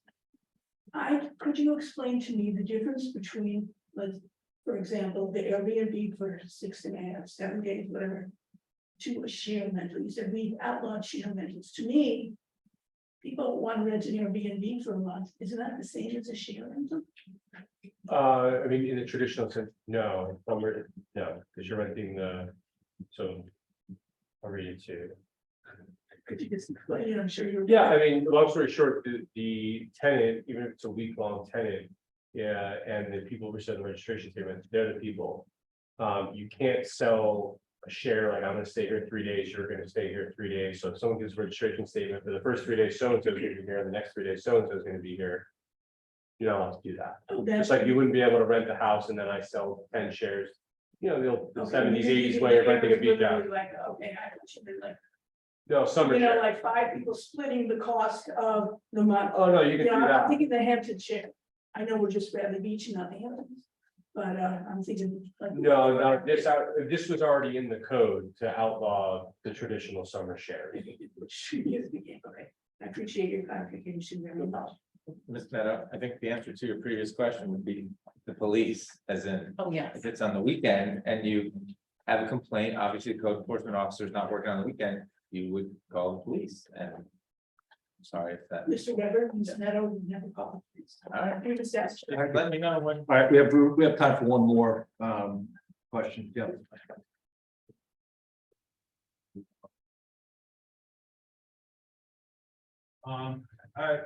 This landlord registration is a wonderful idea because the insurance requirement is part of it. And so I thank you for doing that. The occupancy is a huge issue. And the reason it's a huge issue is we have the ordinance, the number of bedrooms corresponds with a square footage for common area. And I went through this with my daughters with share houses at Rutgers, because it's a 4-bedroom house where they convert the living room to a bedroom, they convert the dining room to a bedroom, and the only common area is the kitchen and the breakfast nook. Where it does not meet the requirements, and for that reason, the code officers in New Brunswick do not like it, because I pointed out numerous times. Okay, so it's a problem we're gonna have here because you're trying to maximize occupancy in the units. So each unit should be certified. I have the same problem with my building where I say to Mr. Murphy, how many is the CO? Well, I didn't really measure it. Well, I measured it, but I'm not the standard. And many realtors have that same issue. Each unit should be certified per the occupancy. Be less, that's fine, but the maximum occupancy should be a certain number. Now, Mr. Cannon, I did have one question about, is this $100 landlord registration per unit or per property? So it's, excuse me, it's $100 for 1 to 4 units of the Okay. parcel. And then it's $20 per unit for 5 or more per annually. I just wanted to. They're in line with each other. Confirm that, that's wonderful. And, you know, the 328 ordinance that Mr. Cannon refers to, there was a lot of give and take in that, but, you know, basically it upholds the state standards. And it's a safety issue, let's not forget, we had the Brindley Inn fire. We don't want places to be occupied, we've been in the papers for bad press. So, I think my question also, Mr. Cannon, is that I have many clients who rent their house out, which is their principal residence, for 2 weeks, because it's a non-taxable event under the IRS codes for 2 weeks. Now, would they be obligated to register as a landlord? Yes. Okay, great, I just wanted to clarify that. And I'm really hoping that this weekly, I mean, I heard a lot of people come in here, or I have an Airbnb next to me, you feel really bad for them. But what I'm hoping is the hard work that you've done and this weekly standard will create stability in the market. And I think it'll create stability for the Airbnb owners and regular homeowners who just happen to rent their property, but also for the residents. It is a residential thing. Thank you, sir. Thank you. Okay. There's one more person. Yes, we'll take one more, but then that really overtime here. I'm trying to stick to some reasonable plans. Shauna Greenblatt, Genwalk, 414 Monmouth Avenue. So it was my interpretation, and perhaps you can correct me, that the 6.5 days actually referred to the turnover. So it couldn't be less than a 6.5 day or a 7-day turnover. Because these rentals are taking place throughout the year, not only during the season.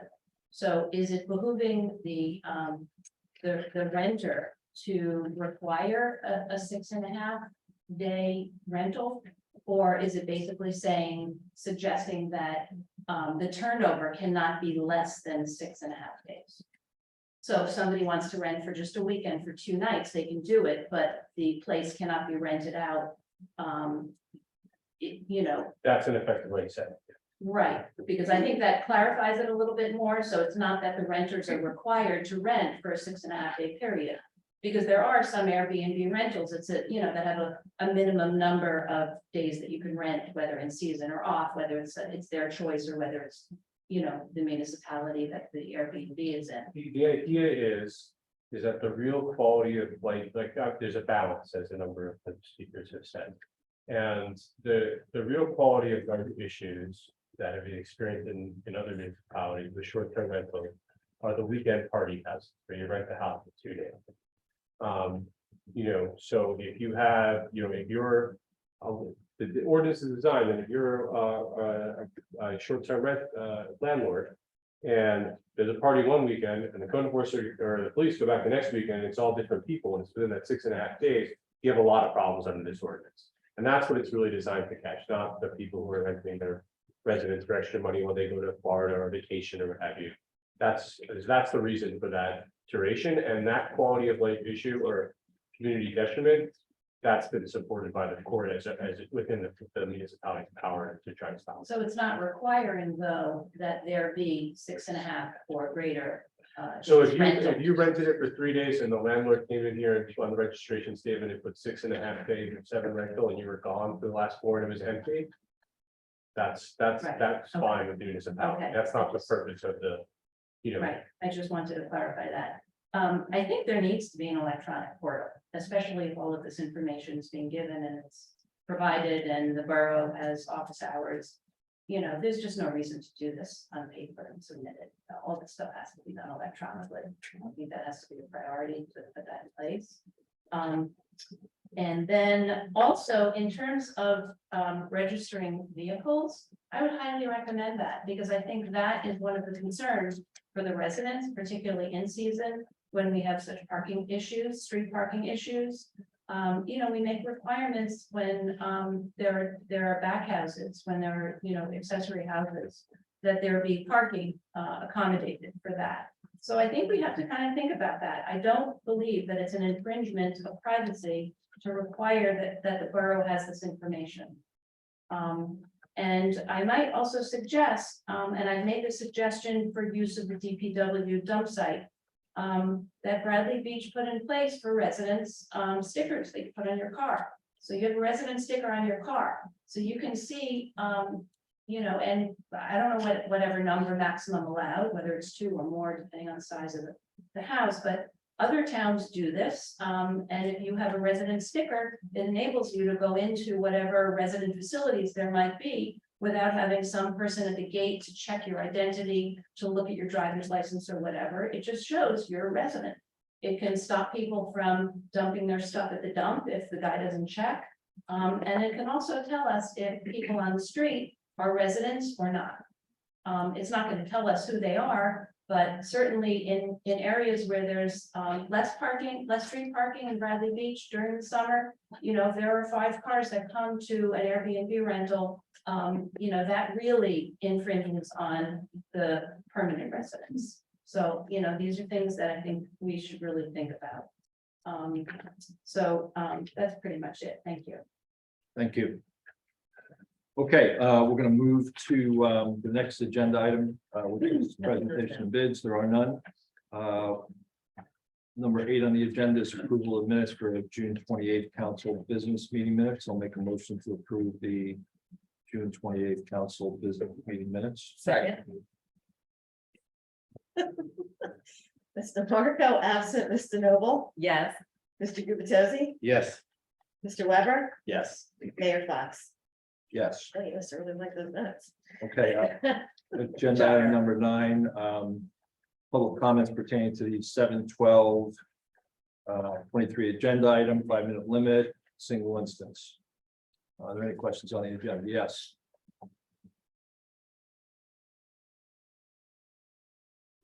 I've seen the agenda today, Dr. Tom McGuire, 610 Brinley Avenue. I want to know what was what did it say? It's the request for proposals for 319 Lorraine. What does that actually mean? We're just gonna cover an update. We're just gonna do an update on it. So are you requesting proposals or are you just? We're gonna update people in a few minutes on that. We're gonna frame it. Okay, the other thing that I thought was gonna be on the agenda was the, what is it, the food truck? Why isn't that on the agenda? The food truck that's empty on the North Beach, have we not had an app? I thought we had a recent application. Wasn't there an application in the last thing of the meeting before? No, there wasn't an application, We've had no bid. Somebody was interested in it, that's for sure. but yeah, but it did not work out. At the conclusion of Dr. McGuire's comments, I will provide an update if that's what you would like. Okay, sure. Yeah, please, because I've heard complaints, that it's empty, and I think it's gonna be empty. We're halfway through the summer, and it's gonna be empty, we're losing revenue. Do we get money from that? Yes. Yes. Okay. Yes, and I mean, money's an issue right now, obviously their budget, so I would think this would be a very, very high interest of our town. That, I believe that money goes to the beach fund. It's in the beach fund. Oh, it is. Yeah, just. But we like money in the beach. I would like money is Money good, is good. money is good, but, yeah, thank you very much. Thank you. Yes.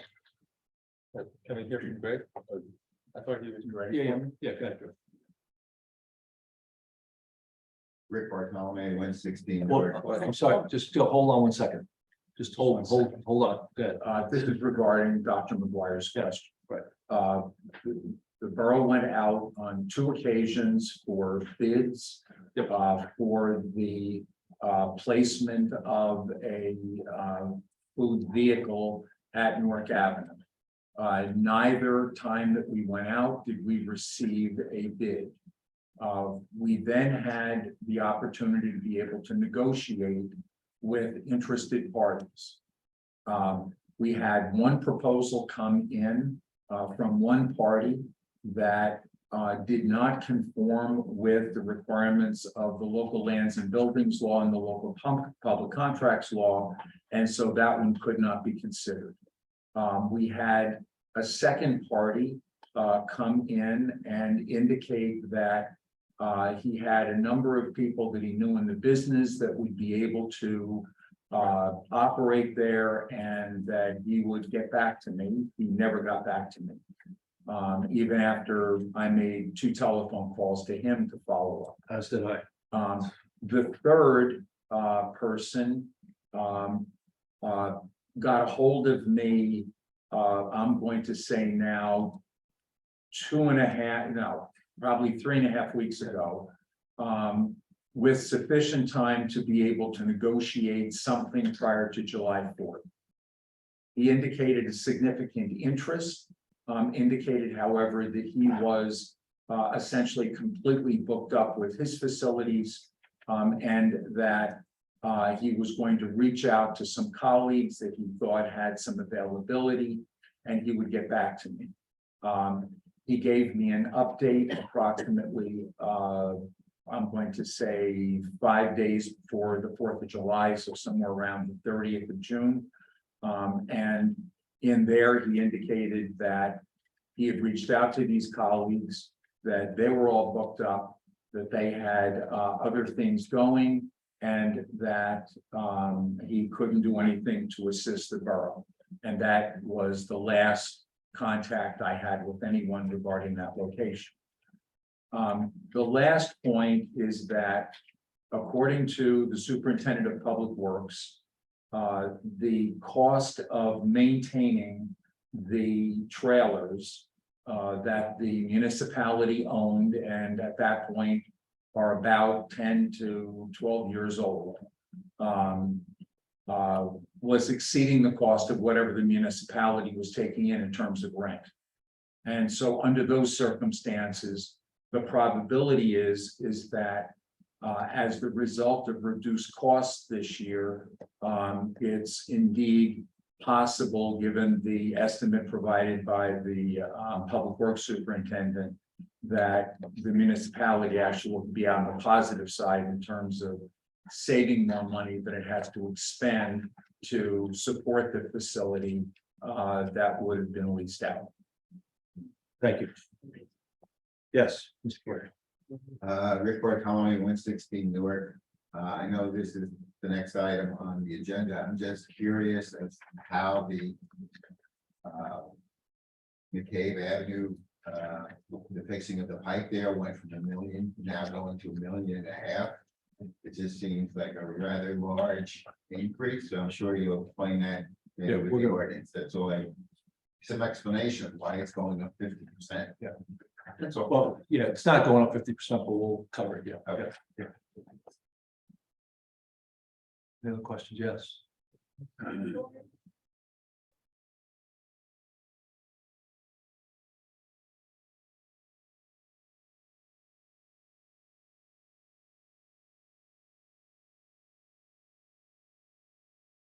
It's a matter of what she broke down the meeting. So turning into what the gentleman said about McCabe Avenue price, once again, I bring to before that it would be helpful to the public to know what insurance, what county, what state, federal even funds we are applying and waiting for, or didn't even apply because we couldn't be bothered, did it wrong. That certainly could offset these costs. And I just so envision a political cartoon of construction people coming up to McCabe Avenue, parking, getting out there and going, where's the pipe? I thought we settled this. To the best of my knowledge, and I would certify even, there is no outflow pipe there on McCabe Avenue. So we either have stupidity, laziness. I don't know what it is, but I thought we had put that to rest. Thank you. Any on these? There's no questions on the board. So we will go to the next agenda item, which, excuse me, is the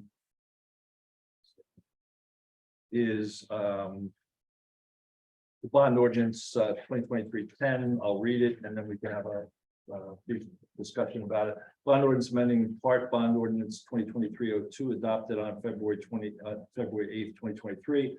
providing for McCabe Avenue stormwater outfall in order to increase the appropriation thereof by 500 and total appropriation of $1.5 million to increase the authorized bonds and notes to be issued to finance a portion of the cost thereof by 500,000 for a total debt authorization of $1.5 million and to increase the allocation of the appropriation to cost permitted under NJSIA 40A2-20 authorized in and by the Borough of Bradley Beach, County of Monmouth, New Jersey. I can start this, and Greg, if you want to chime in, we certainly do. When we got into this back in September, October, we just made a fairly, we just made an estimate of $1 million on the bond. We went out for bids, and the bid that we awarded, the low bid to Ham Construction, came in at $1,316,000 or 18.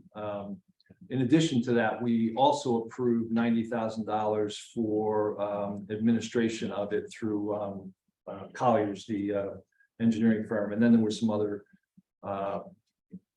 application fees and some other things. So we've been aware that the numbers, it was in excess of $1 million. This just really kind of closes this out and ties it up. The total council had approved, again, $1.3 million, and I think it was in the March meeting, early March, March 22nd. So it's I'm going to call it a catch up. And Greg, I don't know if you have any comments, and then we can open up to the council. I don't think, unless there are questions from the council, I think I laid out the chronology of what took place for all of them. Yeah. So any questions by the council? My question is, why wouldn't we have done this then, when we awarded the bid for $1.3 million? Why wouldn't we have done this then? That's my, I'm not questioning the need to do it. It's not like the guy jacked up the price was the price, but we had bonded for $1 million and he came in $1.3 million, and then nobody thought that we, so I'm just curious why now, not then. I guess I would say that I don't know the answer to that question. What I do know is that we were in a position of not being able to pay the contractor when the bill came in, because there were not sufficient funds to be able to pay. It appears as if the prior administrator, just before she left, when she became aware of the bids that had come in, directed the finance officer to come up with the necessary action to provide the funds. That directive appears to have gotten lost. I did indeed see that, so I know that it took place. I just don't, I know the message was sent. I don't know that the message was received. But as I presented the chronology to all of you, this is the position we're in, where the council has officially authorized these expenditures, and therefore there is a contractual obligation on the part of the borough to make these payments, and this is the only way in which to be able to meet that contractual obligation. Any other questions? Well, my question, Ms. Meadow stole my thunder, but why do we continue to fund this McCabe? Yeah. Because this is the original bond ordinance. We are amending the bond ordinance because that is the proper way to be able to do this. And we can't go back in time to when it was referred to as McCabe Avenue, as it was for months, as I recall, when I was not even here with the borough. And that is the reason it's still there. Otherwise, we would say Ocean Park / McCabe. Okay. Thank you. Questions? Okay, make a motion to approve 2023 of 10. Oh, second. Ms. DeMarco, absent. Mr. Noble, Yes. Mr. Gubatose, Yes. Mr. Weber, Yes. Mayor Fox. Yes. Introduction of ordinance 2023-11, an ordinance amending chapter 423 towing of the borough's revised general ordinance to update the rates and charges for towing vehicles within the borough. Make a motion to. That's the question. Discussion. I just, what is this? I don't doubt that our fees are low and they need to be raised. I get that. I think that's across the board with all the fees, but where did this come from? And then how come we, like, if somebody parks on Main Street and it's illegal and they get towed, like, why? What is the borough, like, why isn't that between the person that's getting towed and the towing company? I don't understand. why. If I can, first of all, Captain Arnold is here and will be able to answer some of the questions. Let me just give you this overall genesis of it. The current ordinance has been in place for a very long time. The rates that the municipality currently permits a towing company to charge when they are summoned by the police is a number that is lower than anywhere else and is one that the towers are essentially not willing to provide the service.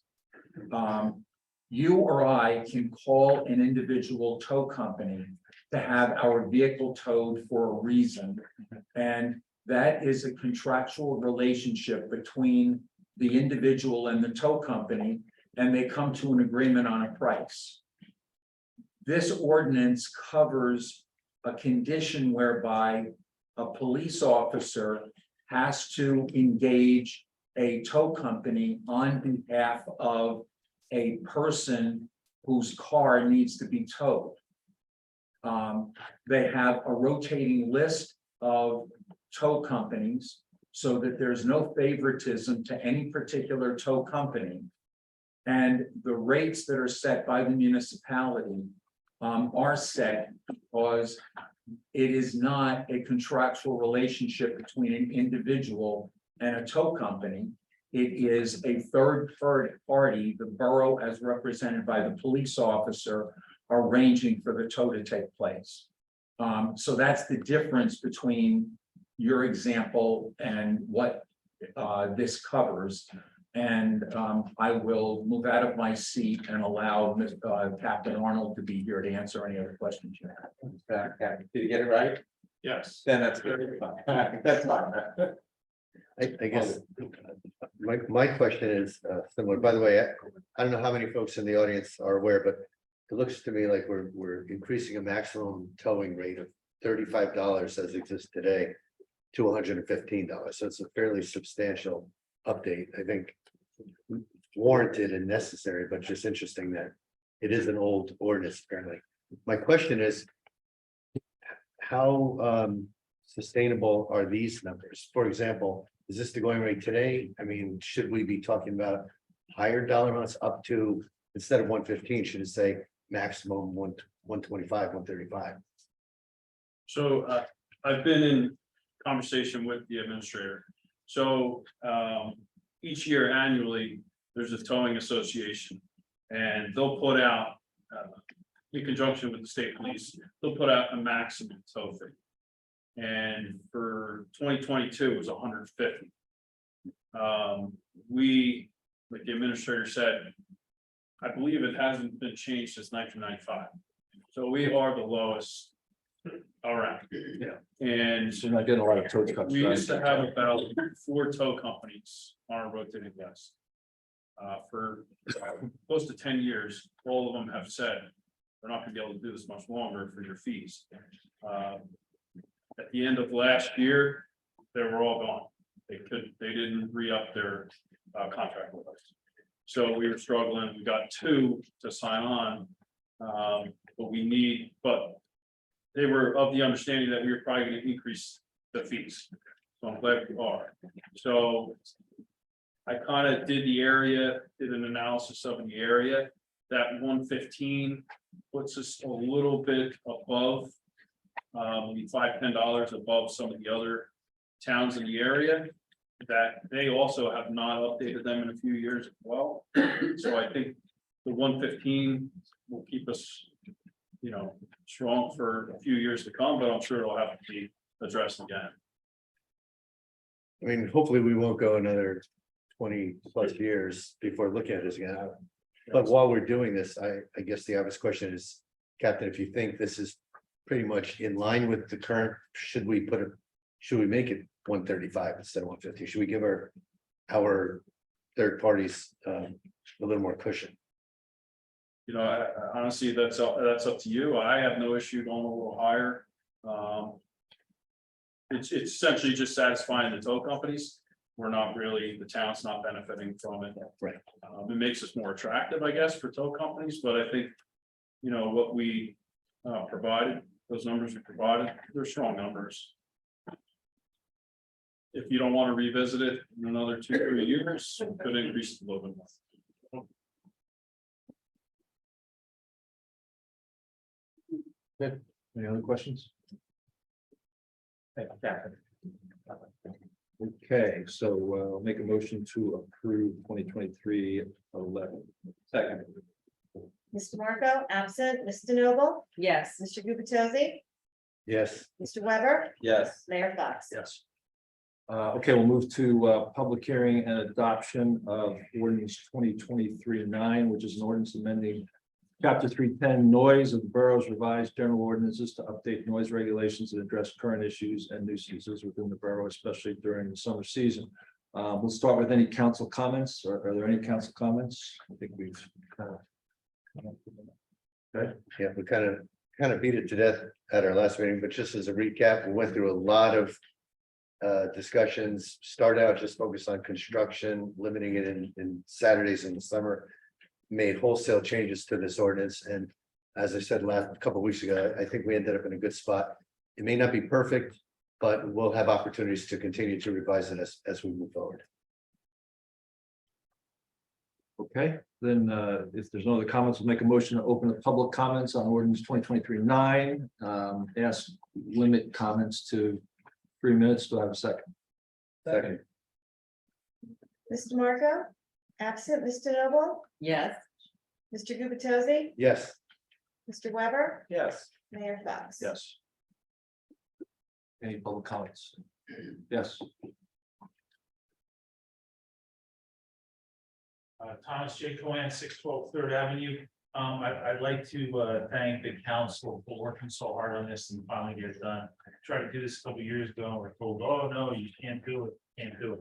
But you mimicked some ordinances and took some things from some other towns which operate very properly. I just have one question. Does this noise ordinance apply to the borough itself?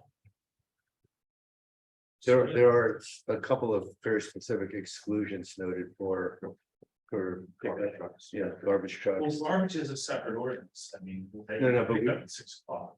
Right, but we have without looking at, there's a very specific clause in here that references pickup, I think it is, but it includes garbage in the broad description, and that would be for residents in particular, but the borough is specifically excluded here, and as you said, 286 applies.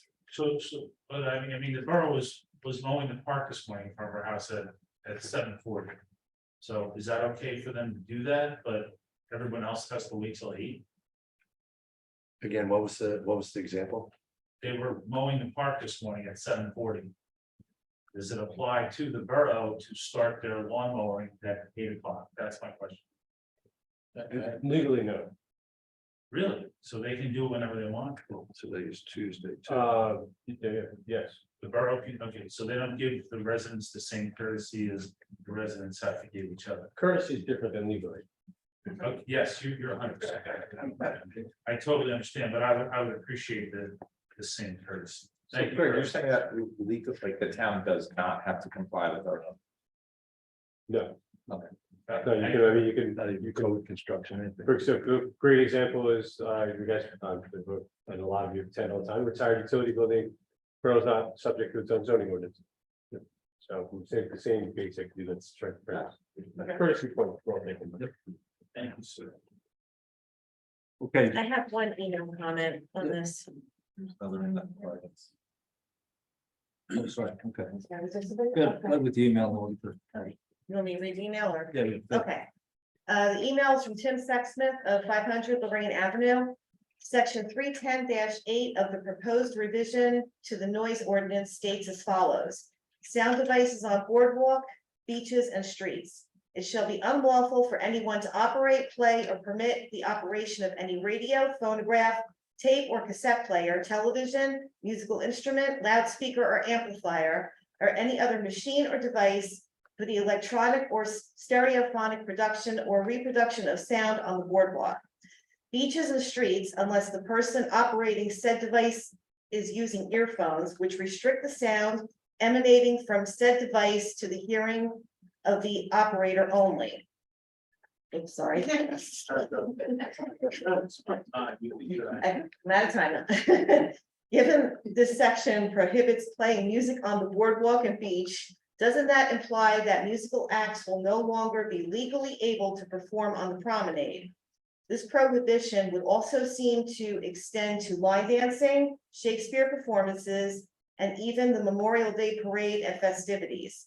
If banning musical acts is not the intent of the council, then this ordinance needs to be revised again prior to adoption. Greg, and would that fall under the same Yeah, thing? given what Greg just said. Yeah, Yeah, on this town there's also property. specific, I mean, there's specific exemption to that as well as the council clerk. Yeah. Okay, Thank you. good, thank you, yes. Shauna Greenblatt, 414 Monmouth Avenue. When does this go into effect? 20 days from now, I think. 20 days following adoption and publication. So what date would that be? I believe it's August 1st. Yeah, I'll read It's that. always within like 72 hours, depending on when the newspaper prints. Yeah. Yeah. Okay, and the reason that I'm asking, first of all, I want to thank Councilman Gubatose and Weber for working so hard on this. This is very important. I had sent an email to mayor and council making some recommendations about communication. And it wasn't acknowledged by the mayor, so I would like to ask, this is really not council business, but this is the administration. What steps are going to be taken to notify all constituents of this change, because this is a big change for in-season activities particularly. Yeah, I really did put the communication together. So what does that mean? I mean, We will put the communication together. okay, so I guess when I'm asking really for more specifics, so will current active contractors be notified of this? That'll be part of the communication, yes. That will residents be notified of this? We get the communication together and we communicate. with all the- Okay, because this is very important, and tree companies, will tree companies, and how does that work? How do you reach out to tree companies? So, I don't wake up on a Saturday at 10 in the morning and see that my next door neighbor is having a tree cut down, and then I have to respond to it. Yep, that'll be part of the communication process, yes. Okay, so, you go through is the Shade Tree Commission going to be involved in this process? I don't think the Shade Tree Commission would be. We have, I think we have people that are registered in town to cut down trees. They have to. Okay, because I would make the recommendation that the shade tree permit include that information. I think that's very important. Okay, thank you. Thank you. Okay, we will then close the public comments and I'll make a motion to close and then make a motion to close and move to adopt 2023-9. Second, Mr. Marco, absent. Mr. Noble, yes. Mr. Gubatose, Yes, Mr. Weber, Yes. Mayor Fox. Yes.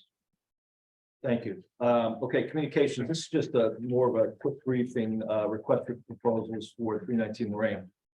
It's been off the agenda for a couple of meetings and I put it on under communications. I wanted to ask Mr. Fehrenbach just to quickly update people as to where we are with the request for proposals.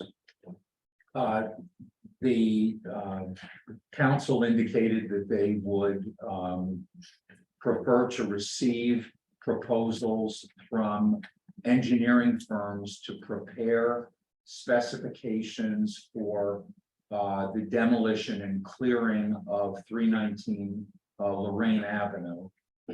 Those specifications I'm sorry, the RFP has been prepared and circulated to the 5 engineering firms identified earlier by the council.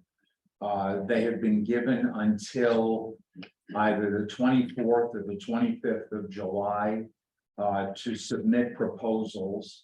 The 5 engineering firms, I believe, are CME, Remington Vernick, Avakian, T&M, and H2M Engineers and Architects. That's right. Once those proposals have been received, they will be analyzed and reviewed, and a recommendation will be made to the governing body in terms of an award of that contract. That's a good question. Mr. Fairbank, the RFP, something I've mentioned a couple times, but I don't know if we've done anything yet to address this. The RFP we're asking the engineers to complete, does it provide specific guidance in terms of the artifacts? Because if the focus, if 98% of the focus is on the demolition, that's probably not going to be sufficient. I personally would like to see a fairly robust proposal as to what their process would be to help us with working with salvage companies to foster, the disposal of these artifacts. That was included in the directive. I was trying to, with everything else today, get through to be able to review to make sure that that was there. I was able to confirm that the church versus the parsonage would be alternates. But the piece you're asking for, I haven't been able to confirm, but it's on my to-do list.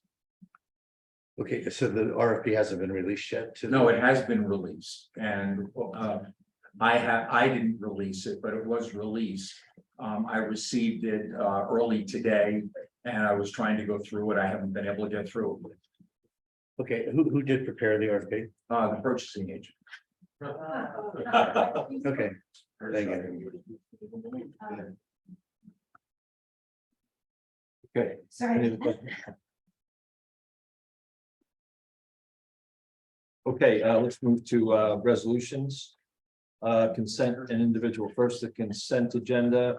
We have 3 things on the consent agenda: 2023-02 bill list, 2023-203 authorizing Coastal Women's Association to conduct their silent disco in July and August on Fifth Avenue Beach, and 2023-204 approval of an on-premise 50/50 raffle license for the Bradley Beach Elementary School PTA and waiver of the $20 municipal application fee.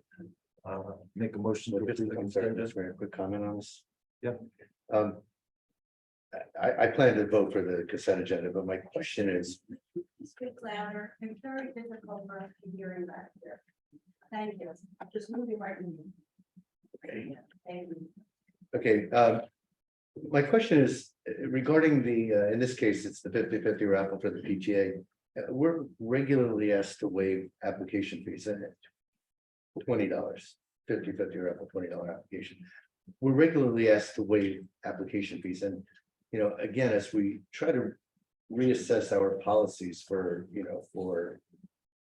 better managing our assets. Do we have a policy specifically? I'm a huge fan of the PTA. I absolutely plan to vote for this, but do we ever vote no? I mean, and if we don't vote no, do we need application fees? I mean, how does this happen? I don't. Well, one question I have Well, for Eric is, I there's don't think- definitely a state fee they have to pay, that we can't waive. But we're always asked to we waive don't- application fees. Mhm. And I'm just wondering. how do we ever often do vote we no? waive? Not that often. It's very rare. It's very rare. Really, the PTA is probably the only one that I do waive, and I ask them to provide me a letter every time. That's mainly for audit purposes. If the state ever came in here and we have something on the books saying that we would normally charge a $20 fee, I want the state to be able to see that, this organization did in fact write a letter and we did in fact waive it. Right, I just seem to, I don't know. A lot of towns do, in checking, they do charge a municipal fee. And again, it's at their discretion, the council's discretion to waive it. If the organization requests.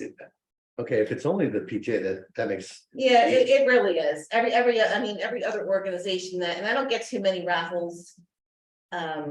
But the other ones that I do get, and they're not like borough-related organizations. Like the bowling alley, I think it's USBC, I forget what the name of the organization is, but like, they're not like borough-related, so I don't waive their fee. okay, But PTA, I mean, that's so I'm probably just. remembering PTA, come on. once a year, Right. yeah. Okay, thank you. Okay, Thanks for clearing that up. no problem. And, I have a question on the bill list, if that's okay, Mr. Mayor. On this. On the first page, what is Penguin Management Incorporated? The fire department utilizes an e-dispatch program, and Penguin Management is the vendor for that e-dispatch program. That's like you mean like the phone calls that they get? It's a subscription that they have for a dispatching service. I don't know the specifics about it, but that's what it has to do with. It is, I guess, they have up to 50 licenses, which would be enough for the number of volunteers they have. Okay. Thanks. Okay, so I'll make a motion to approve the consent agenda. Do I have a second? Second, Mr. Marco absent, Ms. DeNoble, Yes. Mr. Gubatose, yes, Mr. Weber, Yes. Mayor Fox. Yes. Individual resolutions, 2023-205, award of contract for professional engineering services with CME Association for Engineering Design for Construction Administration Services for Fifth Avenue Phase 1 Improvement Project. Make a motion to approve 2023-205. second, Mr. Marco absent, Ms. DeNoble, Yes. Mr. Gubatose, yes, Mr. Weber, Yes. Mayor Fox. Yes. 2023-206, authorizing the execution of a shared service for public safety answering point PSAP/9/11 agreement with the county of Monmouth. Make a motion to approve. Can I ask a 2023-206. question about this one? Like, what exactly is this? Because I don't ever remember seeing this before, and it sounds like it has to do with like We, dispatch or. we did it back in 2020, Greg, you actually wrote the resolution, What is this for? the PSAP. It's what's called the PSAP, an alternative receipt of 911 calls in the event the local dispatch office goes down. So this is only if. For some reason, our local dispatch isn't working. Yes, Well, yes, but also, so not every town is considered what they say a PSAP, receives 911, so if you dial 911, Right. it doesn't come to our police department. It goes to the county, and then the county relays that call to us. Okay, so, there's not many towns that are PSAPs, Belmar's a PSAP. Will maybe a PSAP, not many towns are PSAP, so 911 calls go, our shared service would be to get that relay. Okay. All right, I appreciate that explanation. Thank you. Okay, motion to approve 2023-206. second, Mr. Marco absent, Ms. DeNoble, Yes. Mr. Gubatose, yes, Mr. Weber, Yes. Mayor Fox. Yes. Okay, there are no announcements, so we'll go to mayor and council reports. I can start off, I guess. I'll start with what I think was a pretty successful July 4th weekend. Went very well for the community. It was a rather kind of long weekend, and the weather reasonably cooperated with us, with the exception of the Tuesday concert, which we did postpone. Started thundering lightning, and then after we postponed it, the weather improved, of course. Got a lot of compliments on the fireworks display. So for those who don't know, we did change companies this year. I think we made a pretty good choice. It seems like everybody was pleased with that. I do want to thank Office of Emergency Management, who really organized that whole effort around fireworks. It was Chief Guida and Bob Pearsall, who led a pretty extensive team. Some of those folks who were on the promenade from early morning through late night making sure it was a safe environment. So very much appreciate that, all the way down to the specials that, I know there was one special that I saw her out there for probably 10 hours. Very much appreciate that. Couple of key infrastructure things going on. I want to first talk about Fletcher Lake Commission and just mention, for those who aren't aware of Fletcher, the north side of Fletcher Lake, the bulkhead there has been in disrepair for a long time. It looks like that's in the process of getting repaired. They got some funding to do that in Neptune, so we're very pleased with that. The Biazzi Center and the municipal building roof has been addressed, and we're hoping that we're not hoping for rain, but the next rainfall, I guess, to be the test. We've had some pretty significant issues on this roof in this back room here and in the court area. The Provco, the vendor, basically thought they believe they pinpointed the issue, a couple of issues, and we'll see how it goes. We're in the process now of getting to the Biazzi. And then following that remediation, we'll get back into reassembling that building. Sunday was our second annual Park Fest. I think it was successful. We had good bands, food, vendors, tremendous amount of people in the community on Main Street. So that was good, a good event. We also had what they call the third stage. We utilized one of our restaurants, Uva, to be a third stage at their tiki bar. So that was an add to this year's festivities. Also Thursday night, we started last week the Songwriters on the Beach concert series. Had a couple of pretty well-known singers from what people tell me. I wasn't as familiar with them, but we've had probably close to 1,000 residents and visitors at that event. So it was a great setting. It looks like hopefully if we have good weather on Thursday evenings, that's going to be a good event for us. Another big event this weekend that I mentioned, our Hearts on the Beach, which is going to move from the beach again. King Lear is being produced by the Arts Council. We have shifted it over to the Firehouse. It'll be 6:30 sharp Friday and Saturday. Last on the whole area of events, Saturday we start the concert series that goes 8 weeks. It's early, 5 to 7 p.m. So it's a great opportunity to grab some takeout meals and participate in those concerts. Move to the library. Summer readings in full swing. Details on the library website. Friends of the Library are hosting a book sale Saturday, July 15th, this coming Saturday from 9 to 2. Usually get some great deals there. Rain date is July 16th. Friends of the Library are also planning a summer jewelry sale. So if you have any spare jewelry and want to make a donation, please do so. Tuesday, July 18th from 5:30 to 7:30. There's a community scavenger hunt. Families or small groups can register, have a point person, and meet at the library at 5:30. They'll receive some locations, some clues, and there's a prize involved in that. So it sounds like a fun activity. Just have to have one cell phone in the group though, so that they can take pictures of the proof of finding the clue. Next Thursday, I think it's next Thursday, yes, the 20th. There's going to be a jazz band at the library in front of the library playing, so that'll be very interesting. Some more entertainment in town. And last is the library has two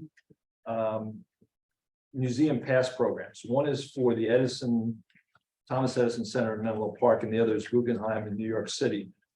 We can get those. You can get those passes by going to the library's desk. They've been provided by the Friends of the Library, so that's a great opportunity, particularly in the summer. The last thing, two more things I want to cover. I'll cover the first aid biweekly report. For the operational period, July 12th, the squad responded to 12 calls and 18 night calls for a total of 27 calls. Medical and 3 fire. Squad conducted 1 drill for safety and education of the membership. Squad supplied medical overwatch for the 4th of July display. Squad also responded to 5 water rescue calls to provide support. Lifeguards and first responders. The squad would like to thank all citizens and visitors who participated in the Jersey Mike sub sale over the 4th of July weekend, making it a huge success. The squad fulfilled 100% of the requirements for the operational period. From a fire standpoint, the operational period ending July 12, the department responded to 3 requests for the department. The department conducted 1 training drill for the safety and education of members. The department provided fire protection for the 4th of July fireworks. Congratulations to Ed Hagerman for successful completion of his firefighter 2 course and state certification. Department filled 100% of their assignments for the operational period. Still looking for volunteers for both fire and first aid, offer free training to qualified associates.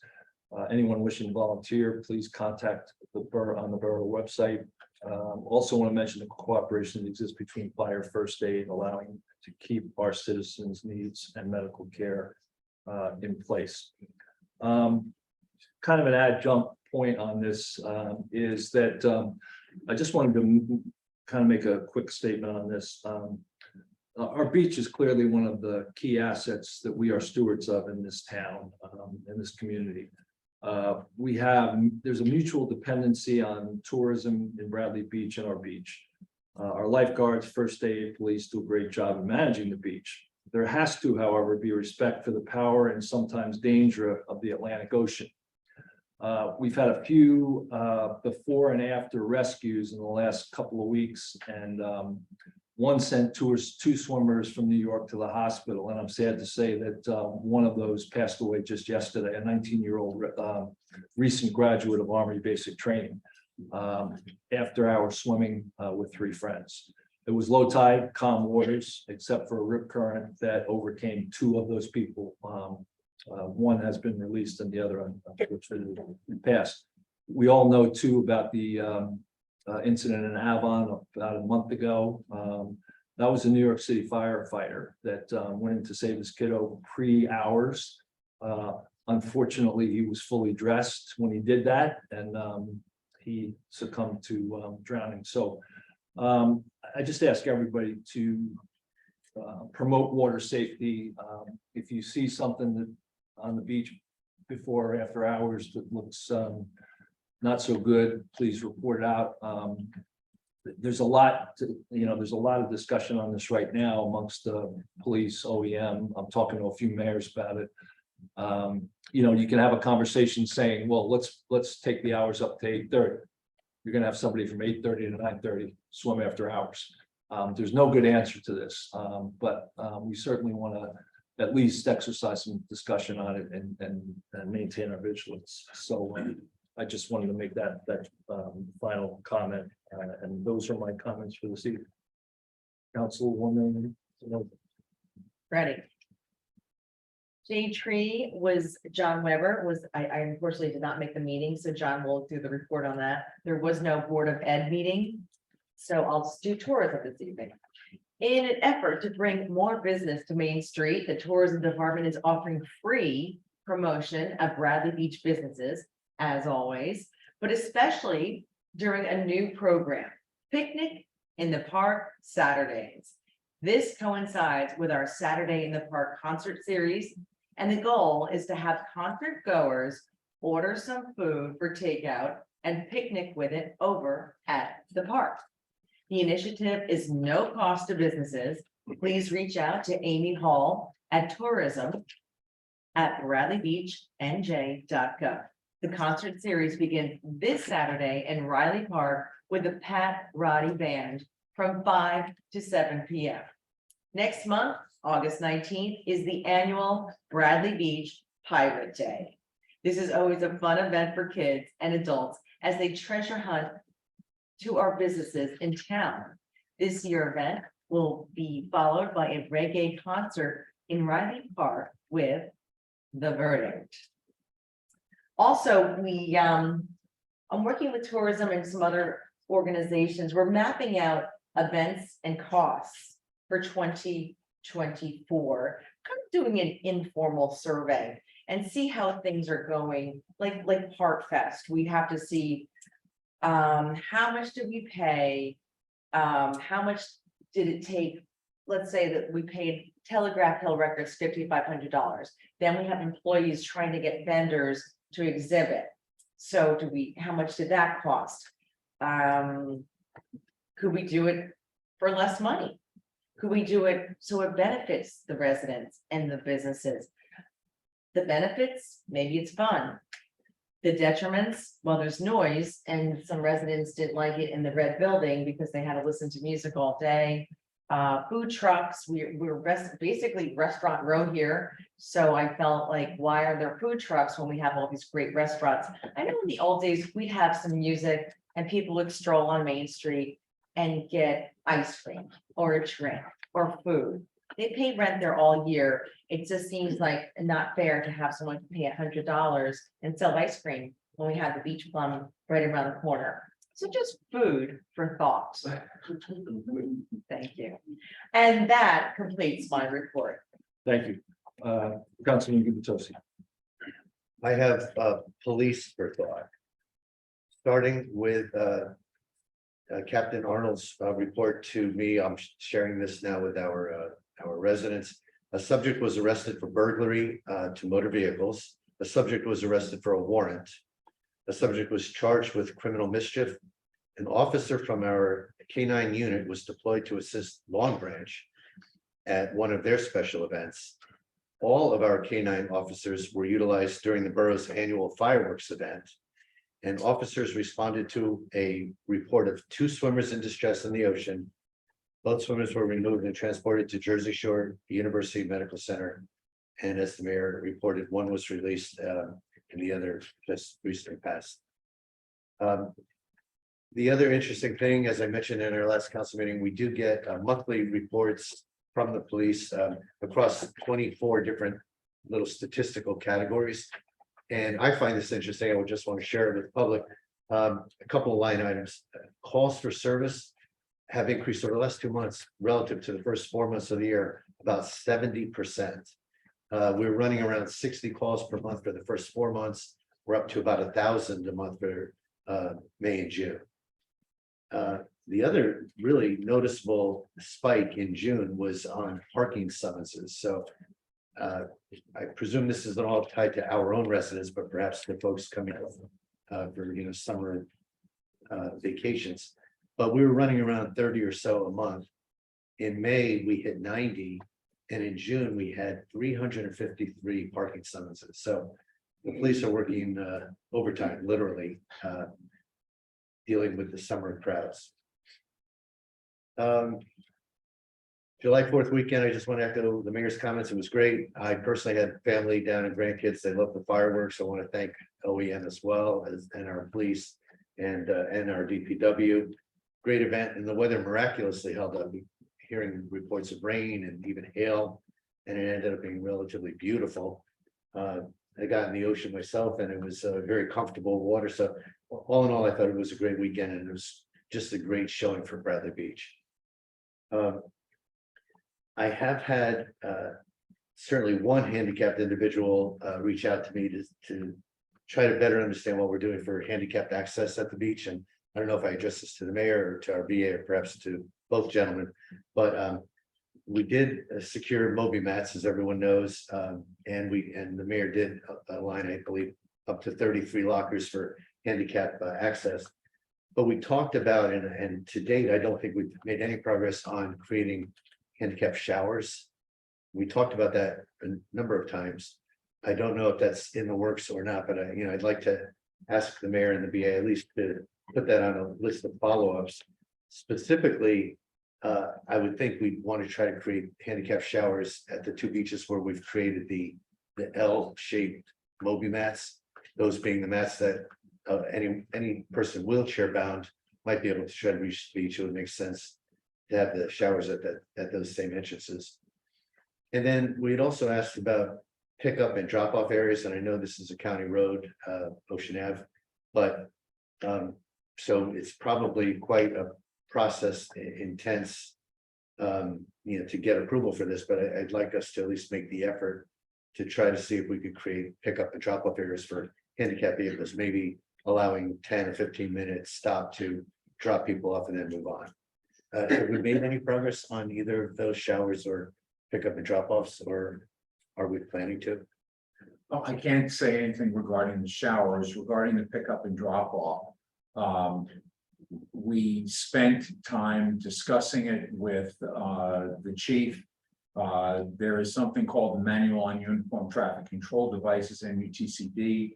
That manual governs the signage that exists on county roads. And as I understand it, the initial attempt to be able to put signage on Ocean Avenue to that extent met with a uniform thumbs down. I don't know that we have ceased pursuing it, but at least the initial objective to be able to get that identified with signage seems to have failed. And Mr. Faribault, when did we last make that effort? Do you know? Is it recent or a few years ago? It's within the last within the last month. Okay, and we were told no. By Yes. the county.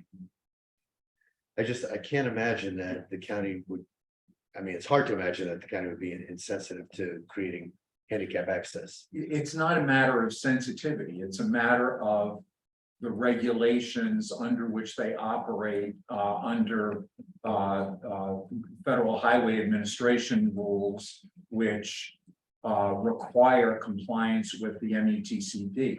Failure to comply generally results in the loss of aid. I've gone through this on several occasions with several county engineers in different counties. And they provide what do I call them? Parking spaces for handicapped. And those are generally provided at a ratio that satisfies the MUTCD and other standards. And when there have been attempts in other jurisdictions I've been in to try to reduce the number because of essentially the lack of use, they basically said to me, no go, we are not going to take a chance on losing our federal aid on our various county roads because they found us to be non-compliant in a particular municipality. I think that is the roadblock that we're running into. All right, I would ask only that we look at alternatives. I don't know what alternatives may be We did off the county road. We did talk to the police about being very liberal with drop off and pick up, which we've got complete alignment on that. On the other point on showers, we are looking at some a small grant that we might be able to pull a couple of things together in the umbrella of ADA between now and the end of July. So we're looking at that too. Okay, is timing kind of being of the essence, given the summer is waning. You think by the end of July, we may at least have a word on that? Yeah, but I'm not sure exactly how much we'll get accomplished beyond what we've done to date. We're just gonna have to continue to work out. And my related question is, you mentioned grant funding, but to the extent grant funding is just not available, I don't know the cost of building showers, but I imagine it's something within our capabilities, DPW's capabilities. If we needed to create the, fund the cost ourselves. I mean, it's like we have a lot of access for handicap. I think you've made clear what your objective is. Yes. I don't have an answer for it at the moment, but I will investigate it and look into it. Okay, thank you. Yeah, that's all. I really am just looking for some definitive answer. On my last comment on at our June 14th council meeting, most of you are aware we approved the budget 11.6% or 3%, whatever tax increase. And none of us were happy about that. It was kind of the best of a really bad situation. But in that meeting, we did make a motion that was approved that the mayor and our business administrator would provide us with a spend management plan within 45 days. I just want to go on record to remind everyone that 45 days, I looked at a calendar, I think it ends on a weekend. So I'm assuming the 46th day or so is Monday, July 31st. Are we relatively on track for that, Mr. Fahrenbach, as far as you know? I can tell you we're working on it. I reviewed the document that you presented to the clerk. It included many of the items that already were under consideration. And we have a meeting scheduled and some work that I have already addressed to the finance people. And we're going to see what can happen with the conditions we're dealing with. I'll be in a position to be able to report to you sometime at the end of July, beginning of August. Very good. Thank you very much. That concludes my comments. Councilman Webb. Thanks, Mr. Mayor. So July 4th was great. It cost money. Actually, not fireworks on the 3rd, but fireworks were great. Songwriters on the Beach was great. I attended, but that cost money. And Park Fest was also great. This park was filled the other day. That cost money. In the case of the fireworks, I'm guessing we spent at least 20 grand on fireworks. Does anybody have any idea? No, we didn't spend 20 grand. 10 grand? The contract is 15. Okay, cool. 15 grand. Songwriters, I think we found out that that cost us $10,000 if we pay the radio station, which is mind-boggling to me because they're a county, function as a community college, which is a county entity. So that's kind of interesting. And we found out, Jane said what we paid for Park Fest. And I support the idea of finding out what all these efforts and what all these events actually cost the town. And I want to reintroduce the concept of cost plus. Now, cost plus came up a long time ago. Only a few of you were here back then, so I'm going to take you back. There's a guy named Al Gubitosi who was sitting in the audience, and I don't know if it was Memorial Day or Lobster Fest or whatever, but it was one of these festivals, and they said, it's kind of a pain and it costs the town a lot of money. And we thought maybe we should relook at the relationship with whoever was putting on this festival.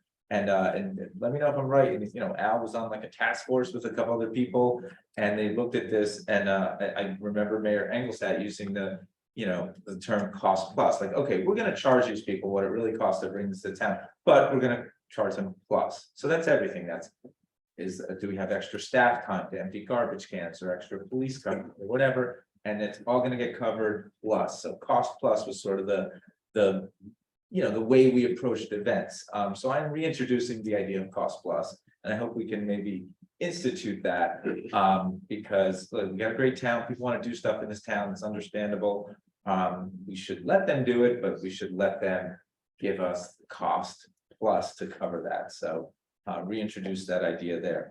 I will give a shade tree report, and I will start by saying we had the hottest week ever in the history of civilization on planet Earth last week. I hope everybody knows that. Recorded. Well, civilization and recorded history, kind of the same thing. Not only hottest week, we had the hottest day. This is averaging all the global temperatures across the planet. And then after we had the hottest day, the next day we had the hottest day ever in the history of the planet. So it's a good time to talk about shade and shade trees. But at our last Shade Tree Commission meeting, we had applications to remove 14 trees. 14 trees. Now, we planted about that many in the spring.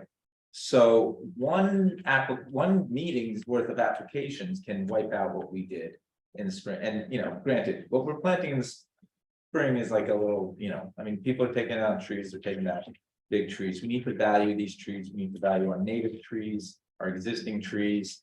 To state the obvious, I've said it before, but trees don't break sewer line.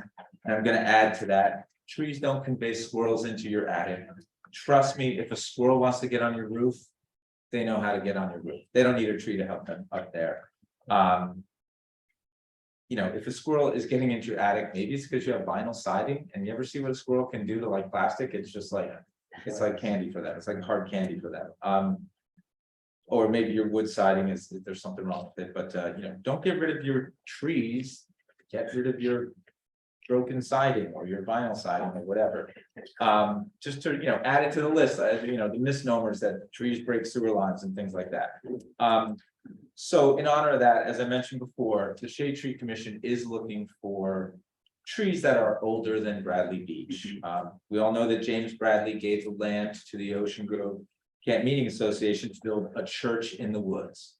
And we just want to find out what is left of those woods. The Shade Tree Commission is out to find out what's left of those woods. We want to find out what trees were here before our town sprang up after that church was established on Lorraine Avenue. So Shade Tree Commission is looking for big trees.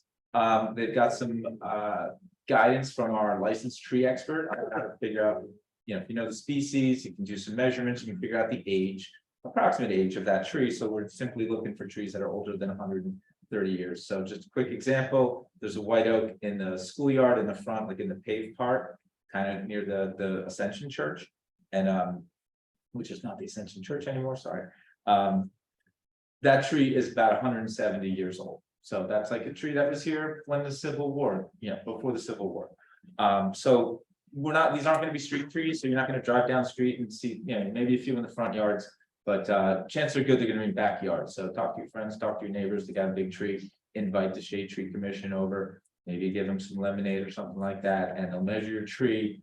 And then if we know it's a tree that's older than Bradley Beach, we're going to give it a little plaque that just says tree older than Bradley Beach, or original Bradley Beach resident, or OG tree, whatever it is. And that way we will just recognize the trees that were here before our town. It's a great program. So look for big trees. And if you want to go see a nice big one from the sidewalk, walk in front of the old Jehovah Witness, their hall, that is a big tree. So go check that out. Next to the Beast Restaurant Supply, check that tree out. Fletcher Lake Commission meets tomorrow night, so I don't have a report for them. I do want to talk about some serious things the mayor mentioned. I mean, the drownings, there's drowning in Avon, drowning in Bradley Beach now. I want to get clarity on what the deal is with our after-hour guards. I know we talked about that when we talked about the budget and the beach budget. I know we said we have after-hour guards, but is that only on the weekends? Do we know? Is that whenever it's 90 degrees? Is it ever during the week? Does anybody know? We don't. The report from the chief lifeguard was that the standard hours for lifeguards during Monday through Friday is 9 until 5. The standard hours on Saturdays and Sundays are 9 until 6. There apparently are circumstances under which he may keep guards on for up to another hour if circumstances require. Circumstances required generally mean that there are still a lot of people on the beach at that time. The weather is hot, which is one of the reasons why they're staying on the beach. From a risk management standpoint, I'm not sure that that is the best alternative. I really believe, and in my discussions with him, he has indicated that among the lifeguard group that he's a part of in Monmouth County, that they have these discussions often. And the general feeling is that there should be sort of rigid times when one knows that lifeguards are available and not have it potentially variable, and therefore not be sure whether a guard is on duty or is not. I've heard a number of suggestions of we ought to have guards on later. I can tell you from my own experience, and I'm sure most people in this room have witnessed it, that there will be people that will be swimming at 8 o'clock, 9 o'clock, 10 o'clock, 2 o'clock in the morning. And you're not going to be able to have guards 24 hours a day. And there's a point at which you should be providing protection to people who are on the beach, such as exists here, 9 to 5, 9 to 6 on weekends. But to what extent are you going to basically stop expecting people to take care of themselves? Sure. And I understand, and my understanding of after hours, I mean, I know we're talking until 7. I was just asking, is that only on the weekends or is it, so you sort of said it's. Yeah, it as would only be conditions- Saturdays, Sundays. Or only Saturday, Sundays, so, okay. Okay, that helps and we should all be aware, nobody's ever drowned in this town when there's a lifeguard on duty, so to me, I hear what they're saying, but I think. You know, if we can do after hour guards on weekends, especially if it's hot weekends, that's a good thing. Couple other thoughts, I noticed something at Songwriters on the Beach, there were so many people in that kind of horseshoe area. They were backing up and kind of hanging out and sitting on the dunes. We need to do something to keep them off the dunes, maybe that's sort of. I think they were in front of the dunes, nobody was on it. Oh, no, they were on the dunes, I just wanna. Let's have something to, keep them off, and that would be good, and then I have a comment about dogs in Riley Park. Dogs are not allowed in Riley Park, but whenever we're having a festival, people bring their dogs, they're everywhere. So I wanna take the temperature of the council, say, can we just pass something that says whenever there's an event in Riley Park? People can bring their dogs and they don't have to worry about, am I gonna get a ticket, because I'm technically not supposed to have my dog in the park. So sort of like when the park's full of people, there can be a dog. I think the concern of dog, doing its business and not getting picked up, I think that's kind of really slim when there's hundreds and hundreds of people in the park, so I think it's like kind of like a safe time to have a dog in the park. Just want to throw that out there, float that idea, because people do it, so I feel like let's make it legal. And that's my report. Thank you. Ken. 1 second. Okay, we now then go to public comments, 5-minute single limit instance, any public comments? Yes.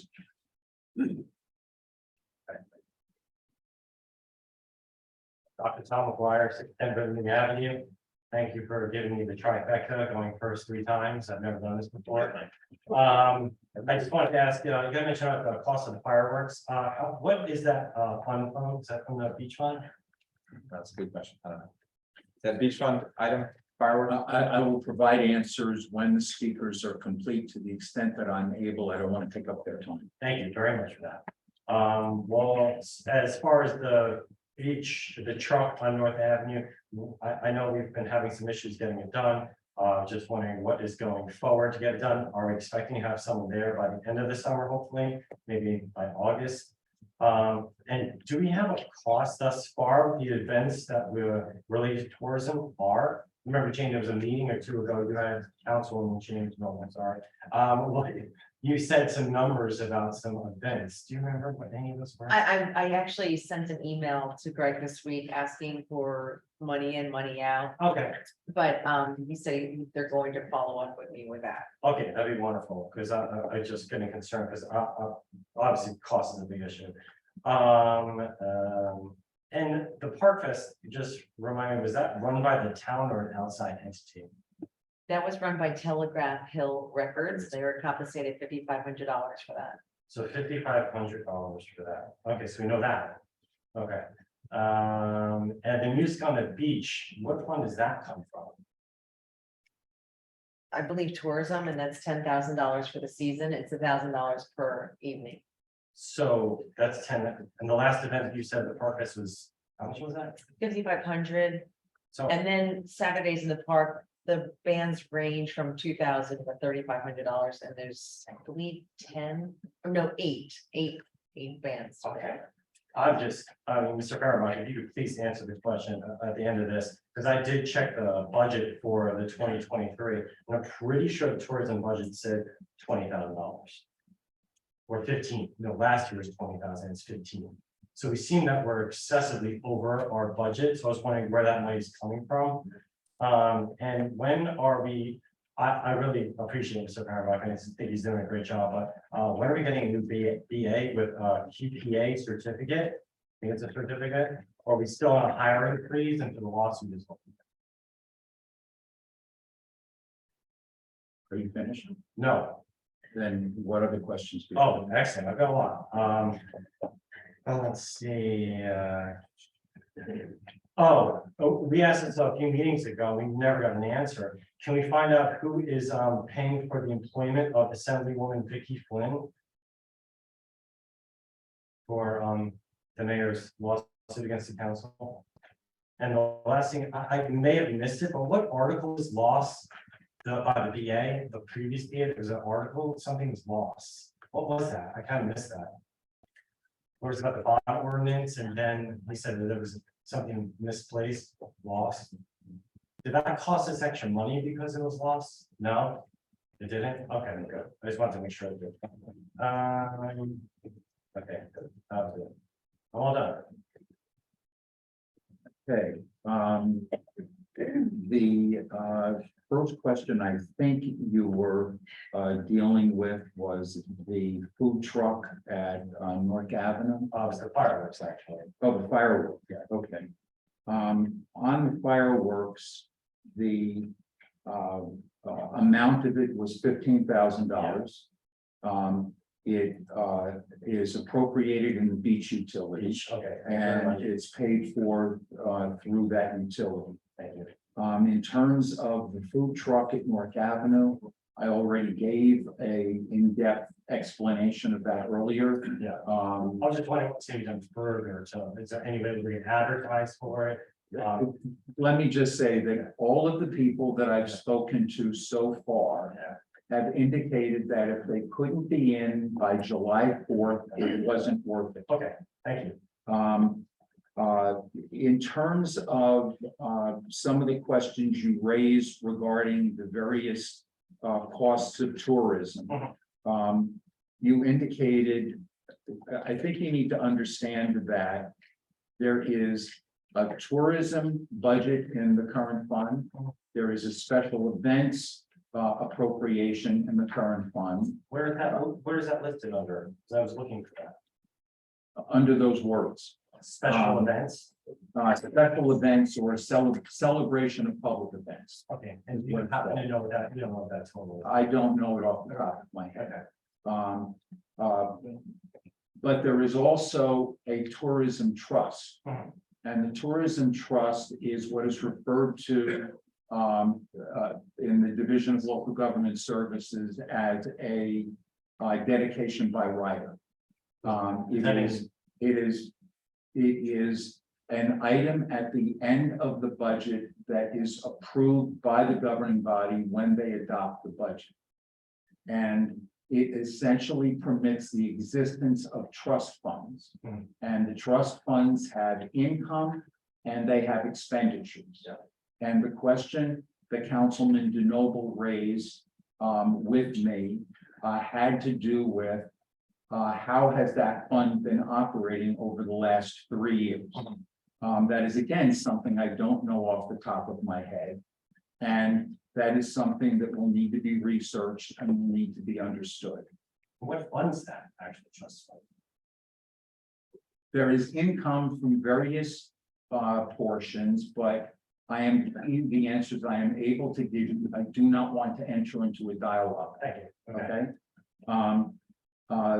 The payment for the attorney for the mayor in his challenge to the ordinance is a charge against the legal services budget of the municipality. And there is a purchase order that has been placed for that at the mayor's request. Okay. So the item that was mentioned earlier regarding the bond ordinance, I indicated that I had seen a memorandum issued by the former administrator to the finance director that appears to have gotten lost in. Okay. Yeah, I wasn't sure. I missed that part. Thank you very much. Thank you. Yes.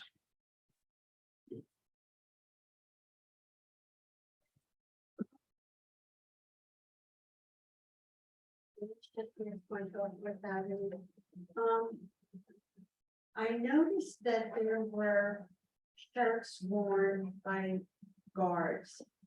And Bradley was misspelled in the shirts. I just want to make sure that that bill wasn't clean. That whoever did the shirts, that are they entitled to get paid? That's number one. Number two, the shower issue hit a real nerve with me. And I thank you for bringing it up. We want to take care of the handicapped people. It is time for us to bring the showers up to current standards in our town. As many of you know, my family's been here for generations. Those showers have not been improved for generations. They are post-World War II looking showers. The lines are all the way down when it comes time when people need to leave the beach. The traffic flow to leave the beach is an obstacle. Please do your research. Get us showers that are current and manageable for crowds. Spring Lake has them on the boardwalk. Avon has the poles. I don't know what you have in mind, but we need current showers on our boardwalk, on our beach. And please do not ignore that issue. That was addressed when we had the strategic plan committee, and they had a plan and it was never implemented. Please, thank you. Thank you. Yes.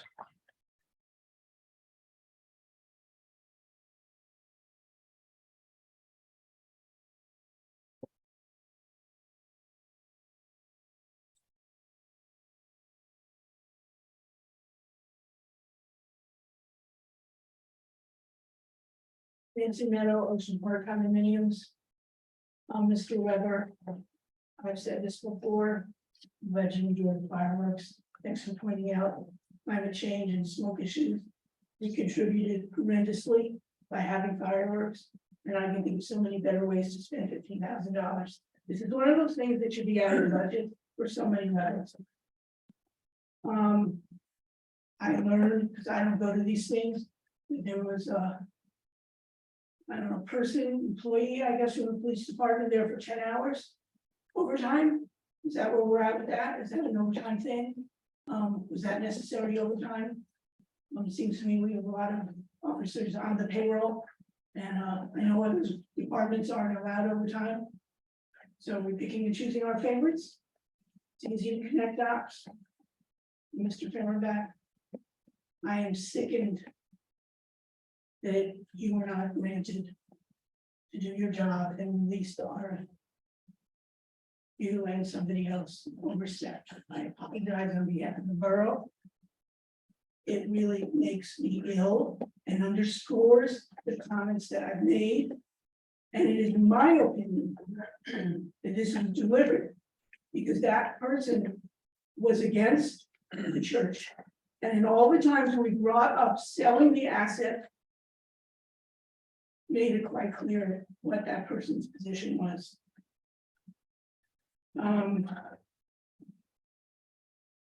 like to tell a story that I've told before, but it has a worse ending, about my friends that have been here for 76 years, went on the locker list.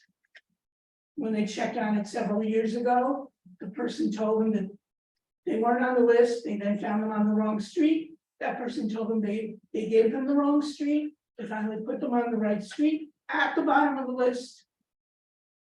And now here we are with this company running our lockers for us because we have incompetent people that couldn't do it. It was too much. I'd really ask you, I'd ask you to This is really my not, opinion, and I have the right and freedom. you absolutely do. I just ask you to, I'd ask you to temper They your were comments. granted a locker.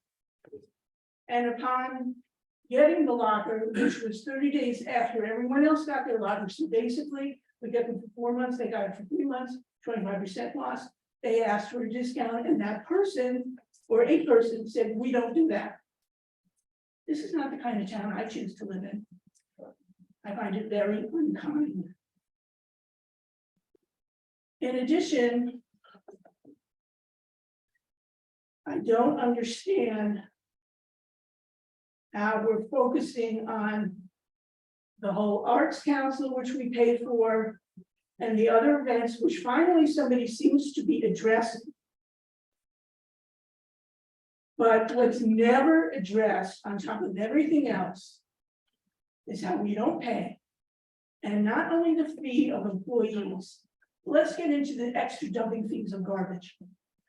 You have any idea how much extra dumping fees we pay? Pretty sickening to me, because we all know how expensive that is. And yet, of course, we the people don't get to know. And then again, I think I go back to, I could be wrong with the date. I'm pretty sure it was January 2022. When then Council President Sexton brought up a different form of government. That has never gone on the agenda. And I find that quite offensive, because I would like a different form of government. This particular one does not work for me. And can I make an agenda? How do I get something on an agenda? How many times do I have to ask for a different form of government? I'm just like ignored, and you know, if it took me 10 years to get around, I can be up here, I don't know, maybe not for 5 more years to sit and ask for the same things. In addition, who is in this room that receives funds from the borough? It's not been shared with me, not been shared with me on Zoom. The failures. You succeed on a lot of things, but quite honestly, when it comes to common decency, it doesn't exist. Thank you very much. Thank you. Mr. Mayor, I think Ms. Meadows may have misunderstood something. When I talked about the RFP for 319 Lorraine, I indicated that the purchasing agent prepared the specifications. I asked her to prepare the specifications because she is the purchasing agent. She's being compensated for being the purchasing agent.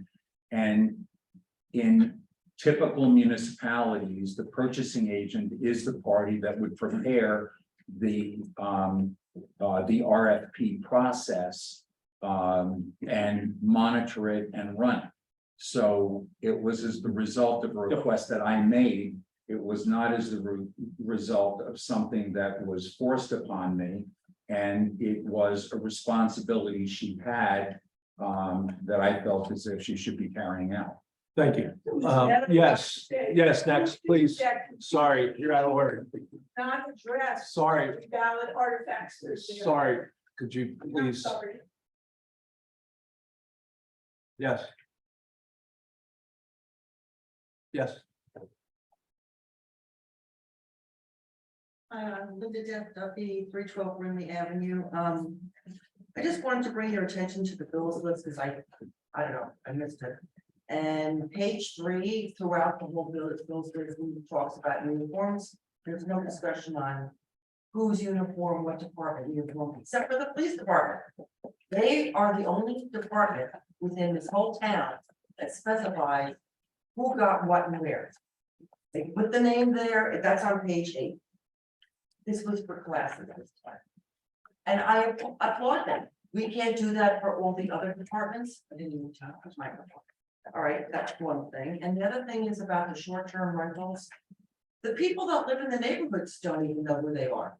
Why can't the house?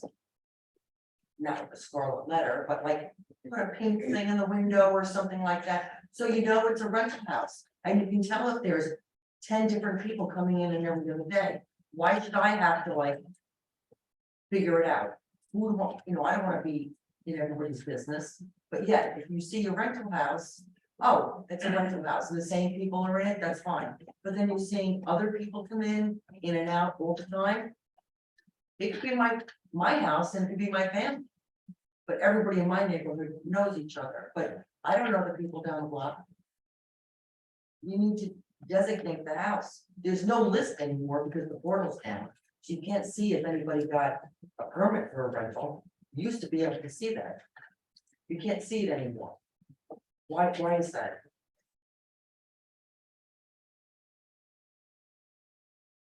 Nobody seems to have an answer. It was great for me on myself. When I looked at the portal, I was freaked out they didn't take out the oil tank. Because when they all come to survey your property, oh, there's barbed wire, bar under here, this has got here, there's nails in the deck. they can't tell you anything. But I went through the portal and it said tank removal, so that's the only tank I could think of that was on my property. It wasn't a water tank, it was a water tank. So I felt confident that it was done. But you have to go to the borough hall now and ask Pam all that information. So the portal was a great thing. Or you could tell when your permits were cleared. You can't even tell anymore. You have to go up there and sometimes it's bothered because you're busy. And then they have to get out to the construction guys, the zoning people, whoever it is, to close out your permit. What happens if you have a fire and your permit's open? And they lose the papers or something? You know, that's a serious matter for a person that, you know, is in a house. So I don't know why they took it down. And the last thing I have to say is the last scuttlebutt I heard about the Piazzi Center was the seniors are going back there. The last BA made it smaller. We don't fit anymore. We have grown to 32. So we can't fit into that small area. So we need to stay at the fire hall because they cannot walk up to the rec center. It's just too far. Some of them have walkers, they have canes. It's just not easy for them there. So I'm asking if we can stay there. Can we? So I was told they don't want us.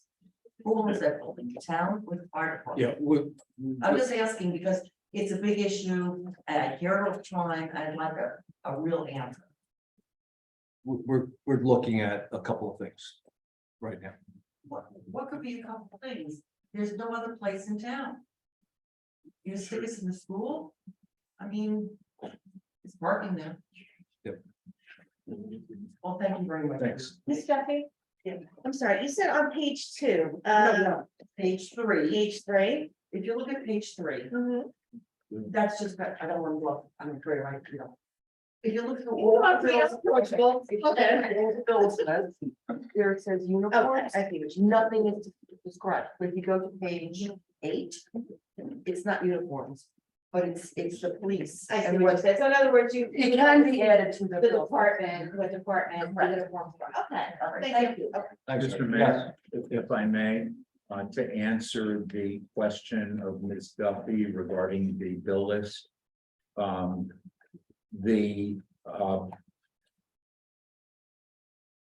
The union that represents the employees that receive these uniforms is different than the union that represents the police. The rules that apply to uniforms under one contract are not the same rules that apply under the other contract. So in terms of the bill's work and casual wear items, those are dealing with uniforms that are being supplied to public works employees, to other non-police employees. That is an arrangement where there are multiple employees who are included in these groupings of bills being paid. I understand that, but we would have a listing of socks, shirt, t-shirt, even with the beach. It should say uniforms beach, it doesn't even say that, or it says DPW uniform. You can tell where it's going, because each employee is entitled to a certain amount of money per year. For what they can Thank spend you. for uniforms unless they're employed. Jim Shishers, 112 Fourth Avenue. The whole torturous process of our budget, which has been finalized and resulted in 11.6% increase, which probably could have been higher if we hadn't taken as much as we did from the surplus. But what that led me to think about is, with respect to the governing body, we have to pursue opportunities to operate more cost effectively with a greater sense of urgency. And the area I know something about, because of my work on the strategic plan, is the sewer infrastructure. And this is the preamble to asking what the status of the RFP is. But just to go back, we submitted a report as part of the strategic plan in December of 2019. With a number of recommendations, some of which are being implemented.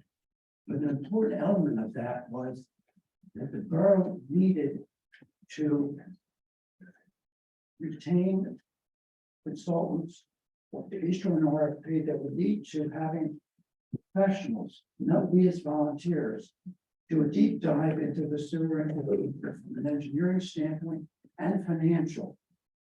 And provide that information to the governing body so they could intelligently evaluate whether or not we would want to consider selling the sewer system or not. We never recommended that should be done because we didn't have the kind of information that a governing body would need to have. And I'm astonished that we went through one process with David Brown, he's ready to issue it, it didn't happen. Then we went through our next BA, and for a whole variety of reasons, this RFP was never issued. And now we're at this stage, and what makes it so frustrating is now, looking at what we've just experienced with maybe the highest percentage increase in the municipal budget for the county, probably among the highest in the state. We have to be more aggressively pursuing opportunities to look at whether or not we can operate, in this case, the sewer infrastructure more cost effectively. Maybe we don't want to sell it, but at least we have to take the next step so you have the kind of information as a governing body you need to have to make an intelligent decision regarding that. So having said all of that, I would appreciate knowing exactly where we are with respect to the RFP. Yep. Were there any other questions you had? No. The municipality received 3 proposals. One from Colliers, one from Remington Vernick, and one from CME. Okay. They have been reviewed and evaluated to determine comparability. The proposals were not necessarily similar. And so there was a need to go through and try to create an apples to apples comparison, a comparison of like elements. I completed an analysis of that. I submitted it to the governing body today, and they will over the next 2 to 4 weeks need to review that and determine how they wish to proceed. Thank you. Thank you. Yes.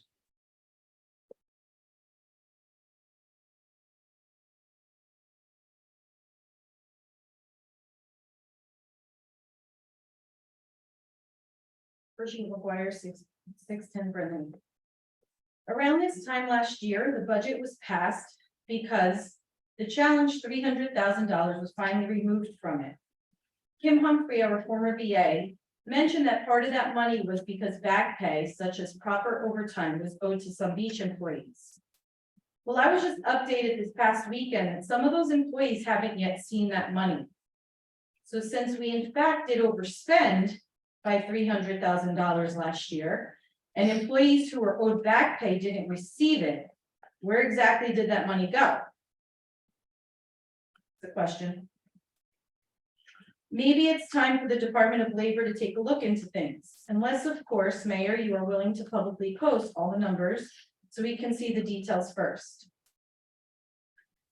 Mayor, back in early 2022, when I began trying to understand the Bradley Beach government through meeting and chatting with you, we had a phone conversation where you mentioned something along the lines of, people just don't want to know these things. They want to live their lives and they don't care what's going on in town. Well, I believe the newsletter you send out is a fabulous idea. However, I'm wondering if you think you're only speaking to those people you mentioned don't want to know anything. because your last couple of newsletters were extremely deceiving. You said that we are in sound financial shape and that our reserves are stable, when we didn't even fully pay our savings back last year by $300,000. That is the complete opposite of having stable reserves. We are also at an 11.6% spending increase this year. We are not in any way, shape, or form in sound financial shape. You are sharing false information to the public by making these incorrect statements in these newsletters. You also mentioned that our taxes are not going to any events. Well, I have sound financial proof that for the 130th event, DPW and the police were paid directly by the borough. All events, understandably so, utilize employees, even beyond the tourism department, DPW, and the police who are paid directly from our tax dollars. So please start being honest with the public. It's not too late. I sat on tourism in the recent past, and I know we don't have the funding through tourism to fund events without making sure we can get creative on how to get some free entertainment and or finding vendors to pay, who can pay to offset costs. The BBVCA now is using tourism funds too. I don't see how this is possible. We don't even have the CO enforcement properly handled for all the money tourism can actually bring in. If we keep asking for the details of this money and it's not out for the public to see, then it's being hidden. Show it to us. The overspending is catching up to you, Mayor. I am asking for your complete honesty from here on out. It's not too late. Mr. Fahrenbach, what is the amount to date for the mayor's private attorney in suing our council? And for public record, if you have followed along, our business, meaning my husband and I, had to check in on our mercantile reimbursement today. Say we will be told we'll be getting it this Friday. Yes, $150 has taken that long to get back after being wrongly charged. Thank you. Thank you.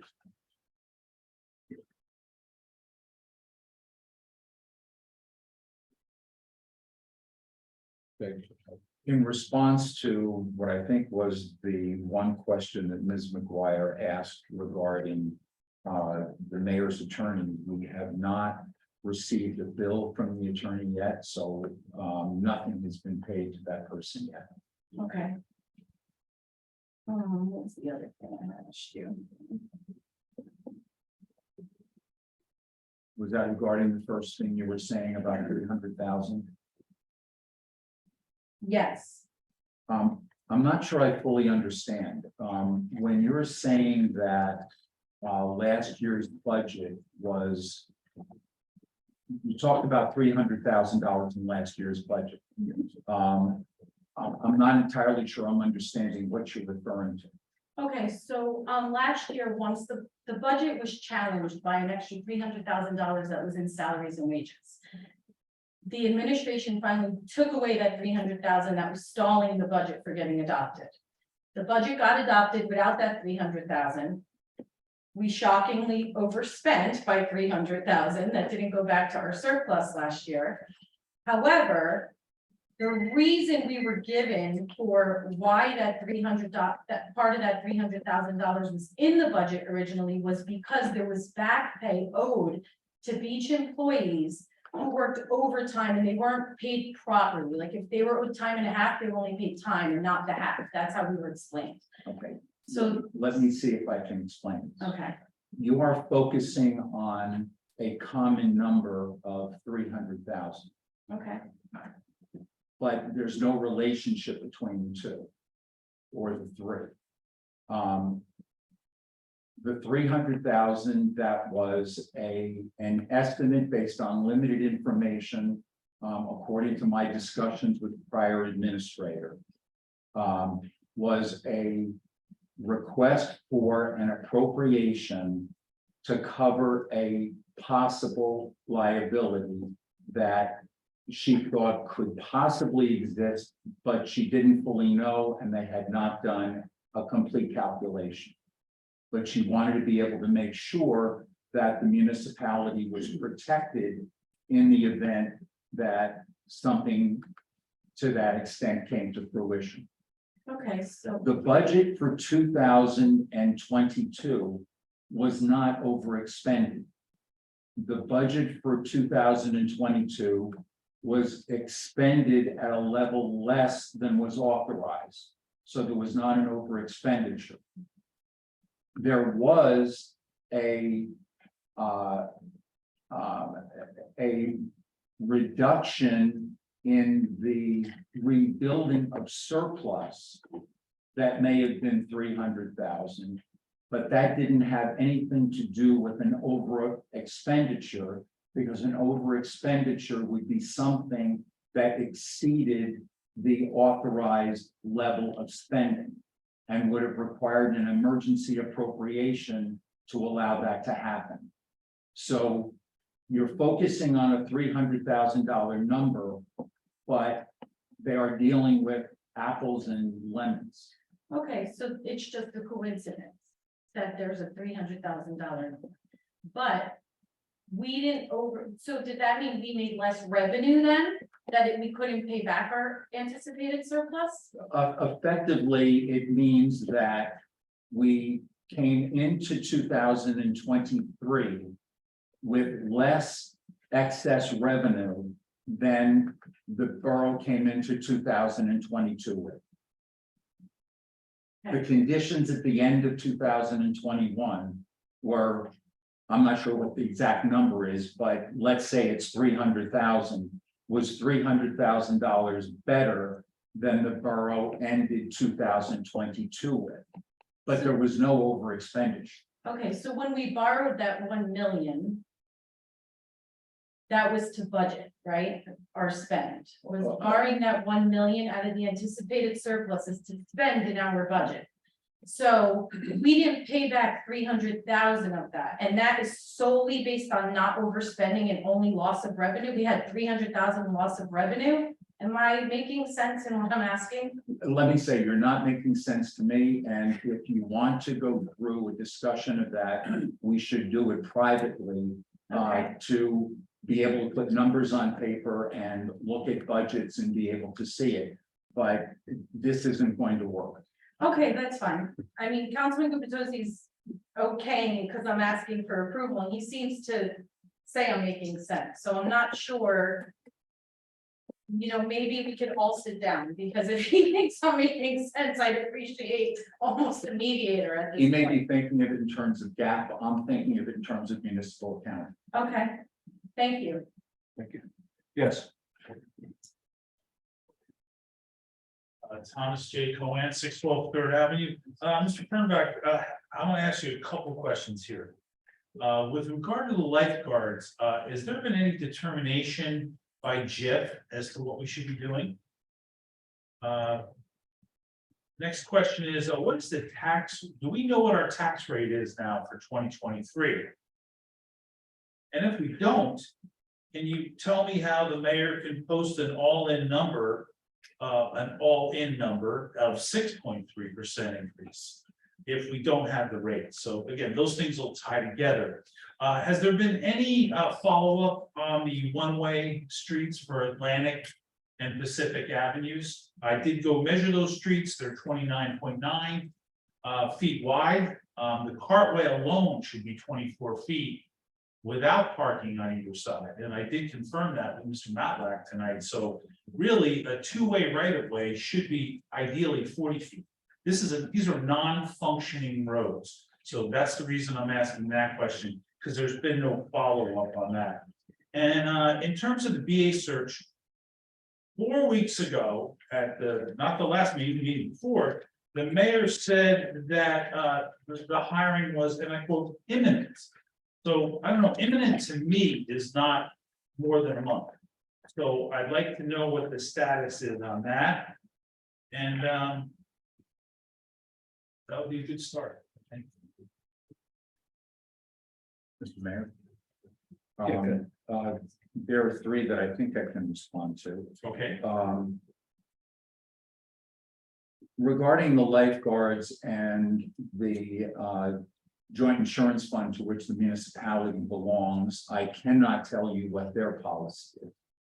I can tell you that under the JIF, It appears as if the lifeguards, the people who supervise the lifeguards, have had discussions on this, and what is appropriate in terms of timing.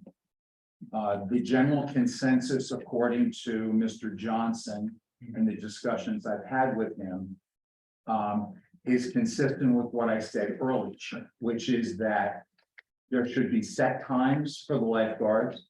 There should be notifications when the lifeguards are going to be present, and notifications when the lifeguards are not present, as the borough does. To your point, I did hear that, but I'm asking about the JIF, because I'm looking at the liability that our lifeguards have, that we have as a municipality. So I'm just wondering if you could check with them to see what their criteria would be. That was, you did answer all those other things earlier. I'm bringing it to just a different jurisdiction.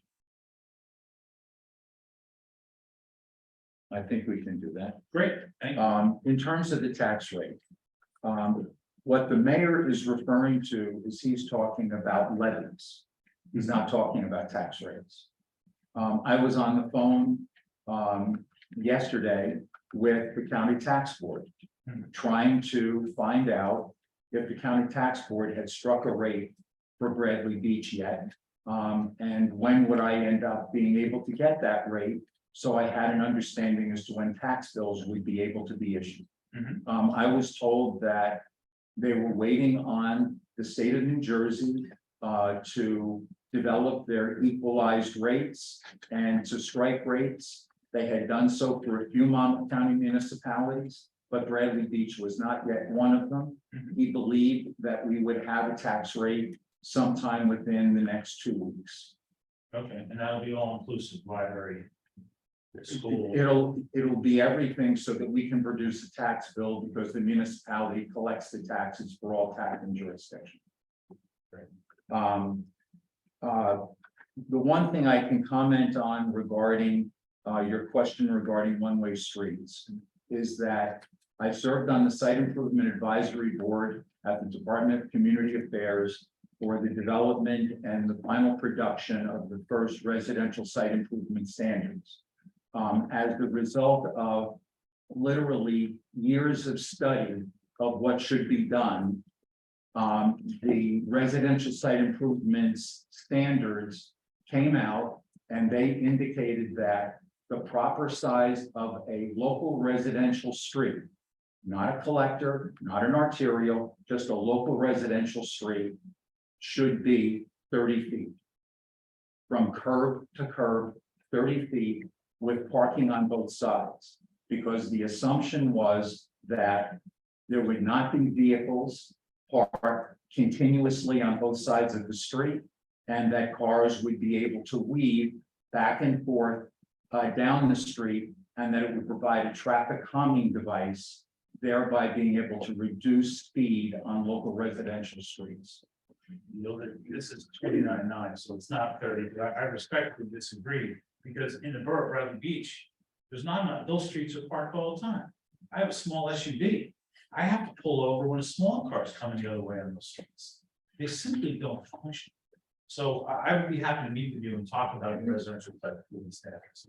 That would be great. And my other question about the imminence of the business administrator.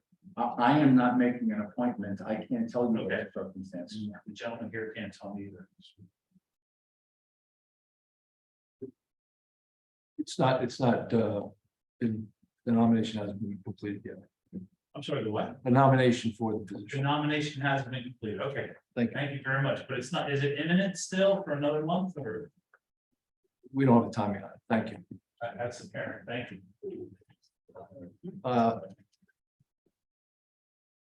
Anybody on the board here? Yes, we have Kristen Mahoney.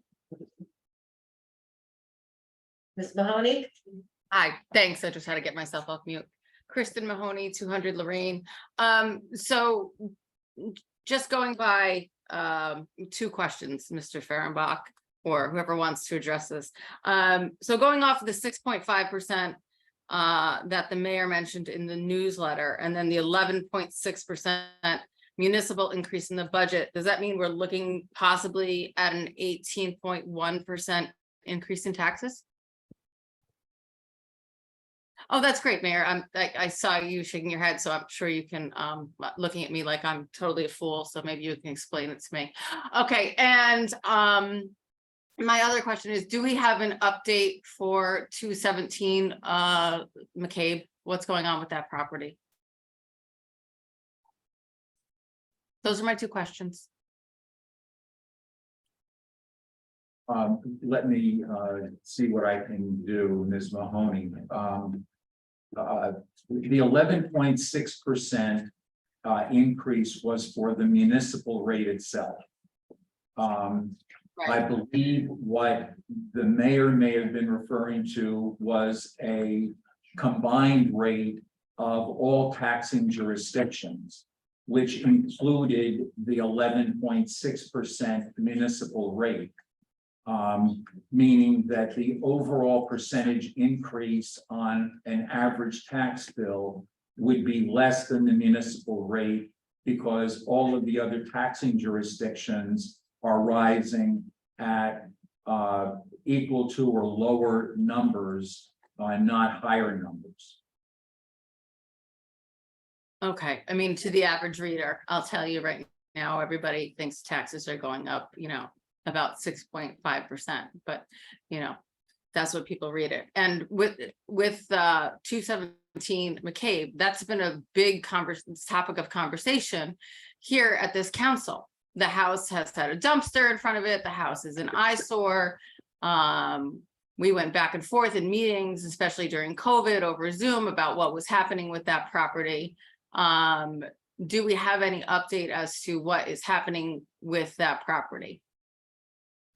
What I am going to try to tell you is going to be sort of summary in nature. Mr. Cannon or the mayor may be able to build on whatever I say, but effectively the municipality has taken a number of enforcement actions against that property. Those enforcement actions have been nullified by various court proceedings. The municipality has worked with the fire prevention official, have worked with the health department in various ways in order to be able to reduce the adverse effects of that property on the neighborhood, and is continuing to examine the property to identify where there are potential violations of municipal ordinances or any other regulations that may permit appropriate enforcement actions. Okay, I appreciate that answer. Yes, we certainly haven't forgotten about it. Tried a lot of things to try to resolve, not just the code violations, but the appearance and aesthetics that it affects. We are working on it. We unfortunately lost 2 different court cases that prevented us from doing what we wanted to do. But we have not forgotten about it, and we just met on it recently, as a matter of fact, to try and figure out what the next step is in light of those court rulings. Thank you, Mr. Cannon. Thank you, Mr. Fehrenbach. That was good We haven't information. forgotten, believe me. Thank you. Thank you very much. Appreciate that. Okay, next we have Paul DeChampion. On the Champion 411.5 Lorraine. I'm confused by the RFP for the demolition of 319 Lorraine. When has there been a resolution passed to allow to ask for demolition?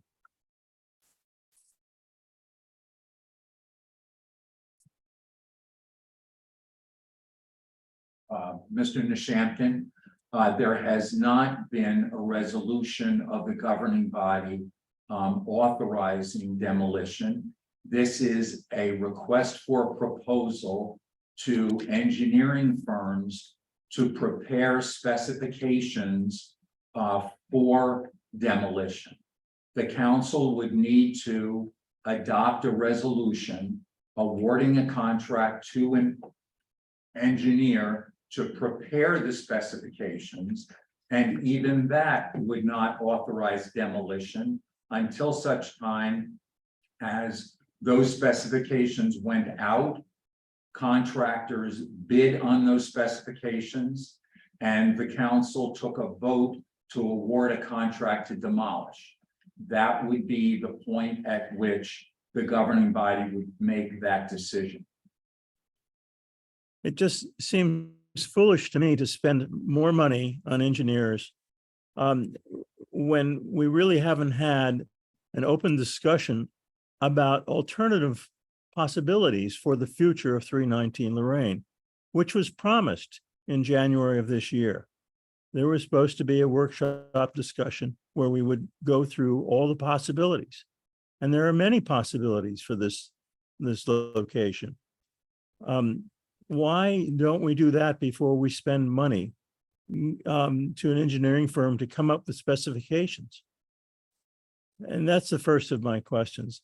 The second question is, there has not been, there is a tourism commission in Bradley Beach, and we've been talking about tourism dollars and budgets and money, and there seems to be a lot of questions about that.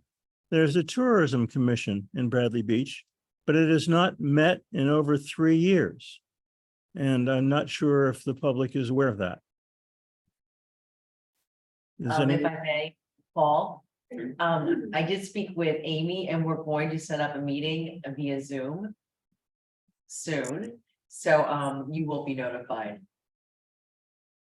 Thank you, but I'm just wondering why for 3 years there has not been a meeting, especially when there have been these issues about how tourism dollars are spent. You'd think that the commission would have some discussion on this. Thank you. Excellent question. Thank you. Okay, if there's no other questions, we'll move to adjourn the meeting. 1 second. Second. All in favor? Aye. Thank you. Thank you.